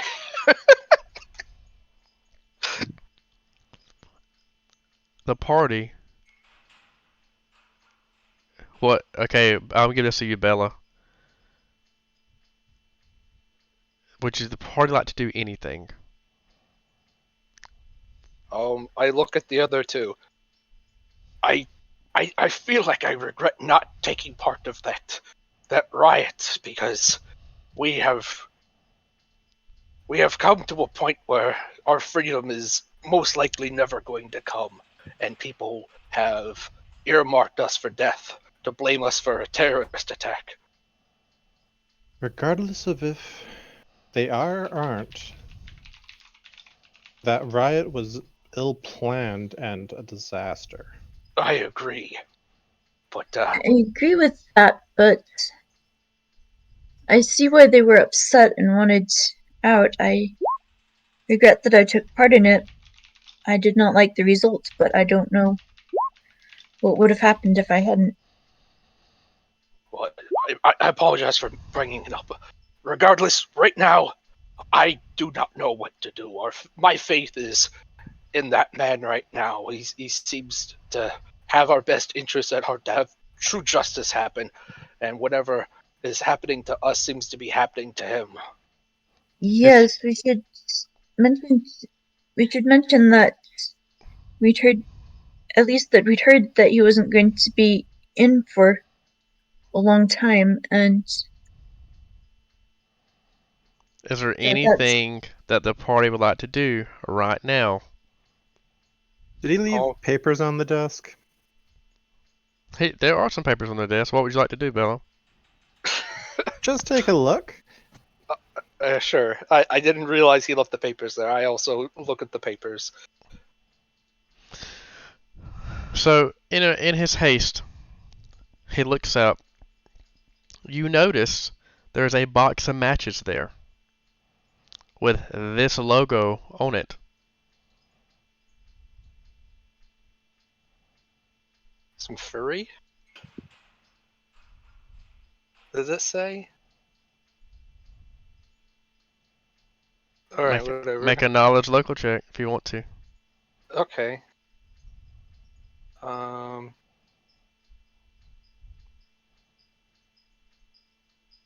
Augustus knows this is furries. It is no. a Vertican. It is a Vertican. It is a Vertican club in the Coral Shore slums. That's known for some of the best Vertican dancers in the city. And this is their logo. Would you like to continue to peruse? You will see in. You notice. Here we go.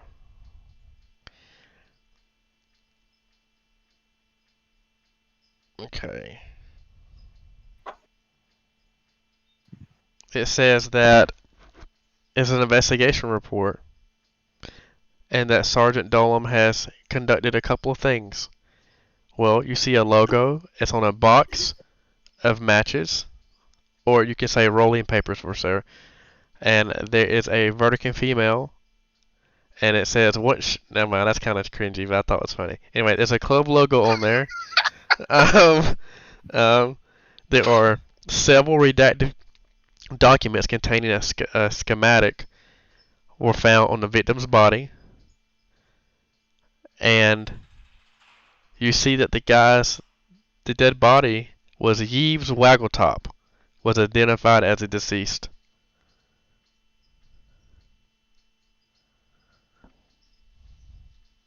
So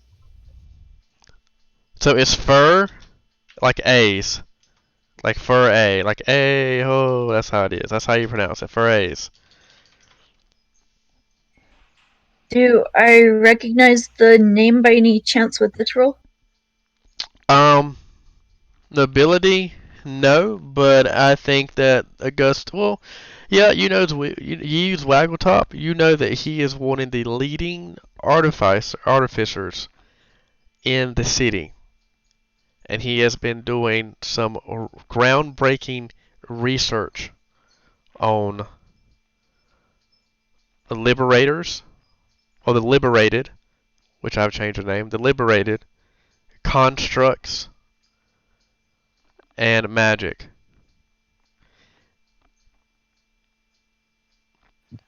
Despite being a halfling, because the first artificer was a dwarf wizard who backwards engineered goodness gracious, I'm so lost of words. Orimac. Yeah, the Armarks. Use Waggletop has been and he's not a halfling, he's a gnome by the way, but he has been leading groundbreaking research. He also had a lot to do with the District in the Sky as well.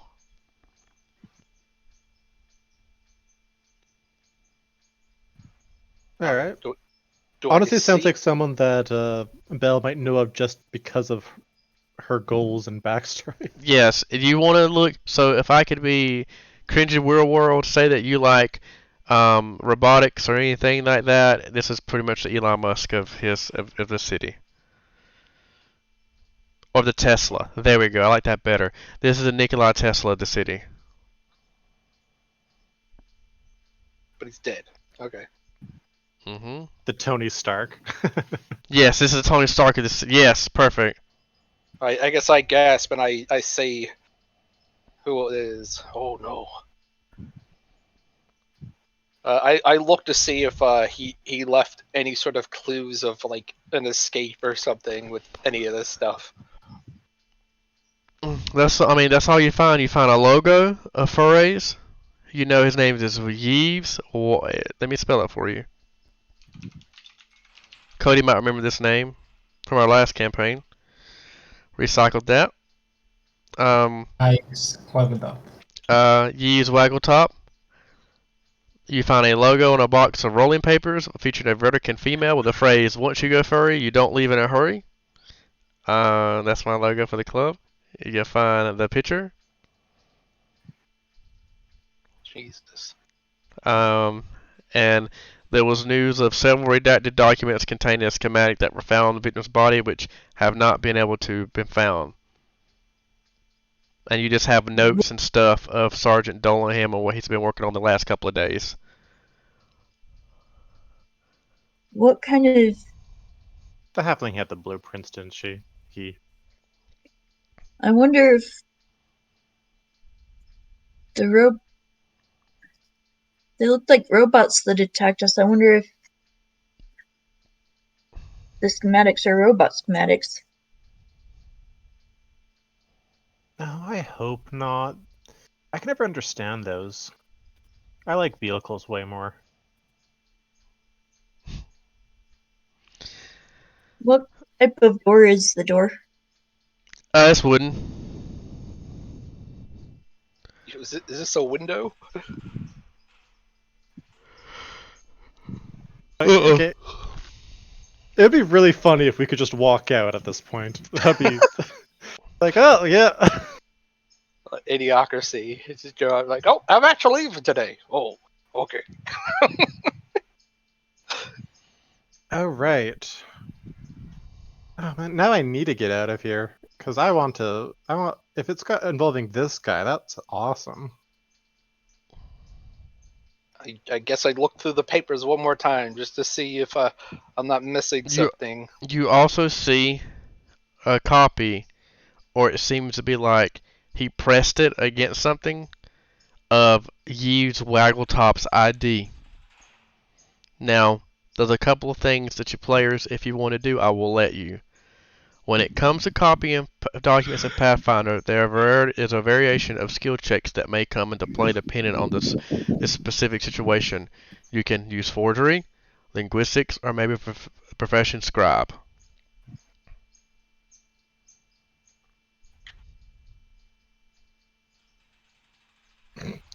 Well, that's a question for Augustus, isn't it? Did Augustus take linguistics? Nope. Because I didn't. Don't have enough skill points. I didn't either. Okay, well, those are the documents. Enough time is hers. Is there anything to probably do before he comes back? You can start to hear footsteps. Yeah, I had the charcoal to make a forgery with, but none of us have the skills. Is there anything on the? Is there a checkbox that has innocent guilty, and I can just check innocent, and it's all over? No. Okay. Not much I can do. Is there anything I can MacGyver in here? Okay, let me see this real quick. Technically, you can take a match. Yeah. The door is wooden, but I'm not gonna do that.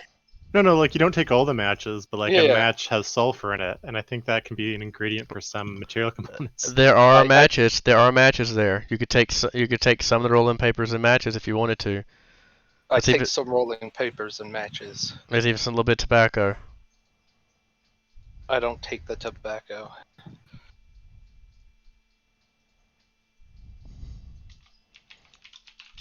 Okay. At that moment, he comes back. Warden Thompson is on my ass about this. I've never seen him act this way. This is odd. I don't know what type of concrete evidence he's got since I've been gone, but he surely seems to think that you're the group of terrorists that came. I can continue to look around to gather information about Yves. I'm going to go back and look at the murder scene. Maybe there's something I missed. I'm even going to look at Yves, and I'm going to look at even go back to maybe the bridge. I don't know. I'm going to continue to having my due diligence. I'm sorry about all this.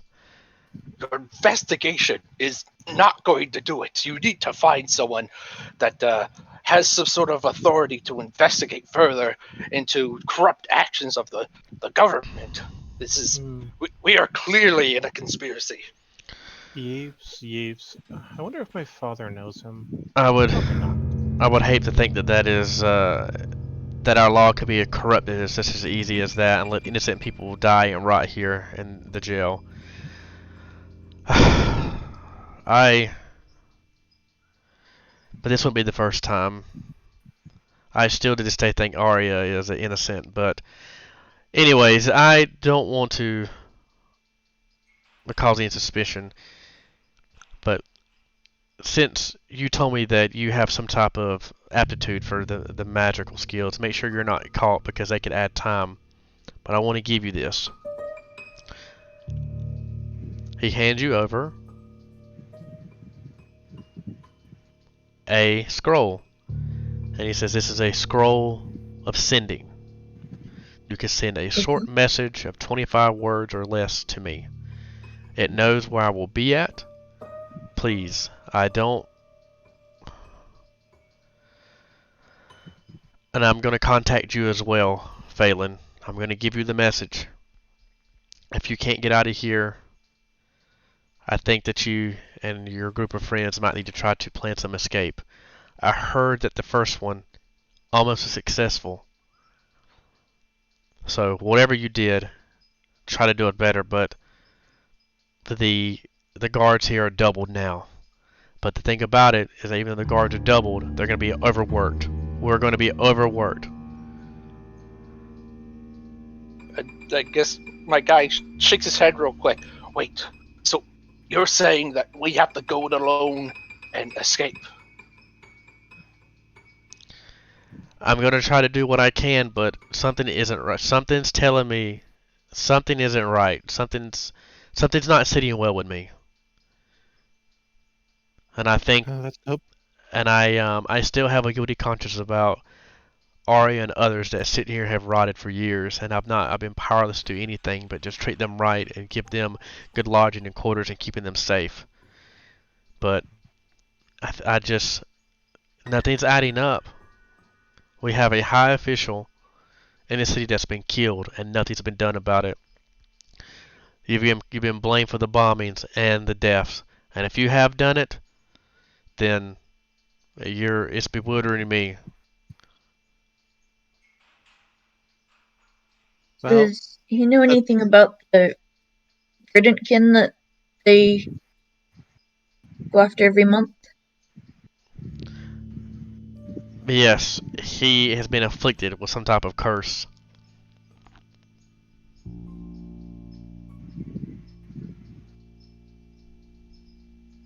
And he turns into his, and he gives way to his bestial heritage. It must be contained in a special room and locked up.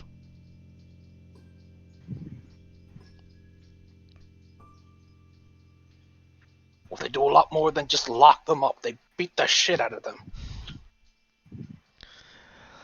I've heard rumors. I don't work the night shift, but I heard that Corporal Silas runs a tight ship around here.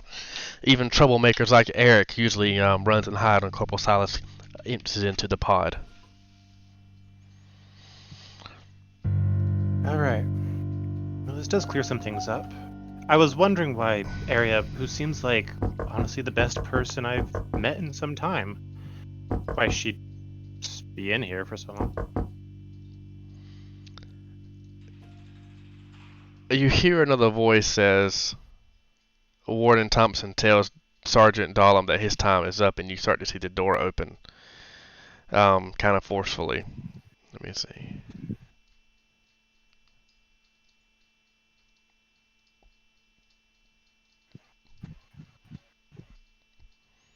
And you hear him say, "All right, Dahlem, your time's up. Let's go. Return the prisoners at once." And Sergeant Dahlem kind of hangs his head in defeat, grabs his files, and walks away. The prison becomes a very somber and eerie place. You can look at despair in the prisoners as they're very gaunt. You see their eyes sunken in. The smell as the wind blows, as the sea breeze blows in, gives way of the odors of such unclipped and unsanitary living situations. Hopefully for the party, their luck will turn over with the new evidence and new news that even the Sergeant Dahlem is on their side, even though it seems like he is powerless to help. And that will be the end of our session this evening. I want to thank everyone for sticking it through and for the awesome fight scenes. It seemed pretty dicey there, but I want to give it to my party members for sticking through and just for the great roleplay tonight, and just for continuing to really enjoy this homebrew setting. So for everyone out there watching, you have a good evening.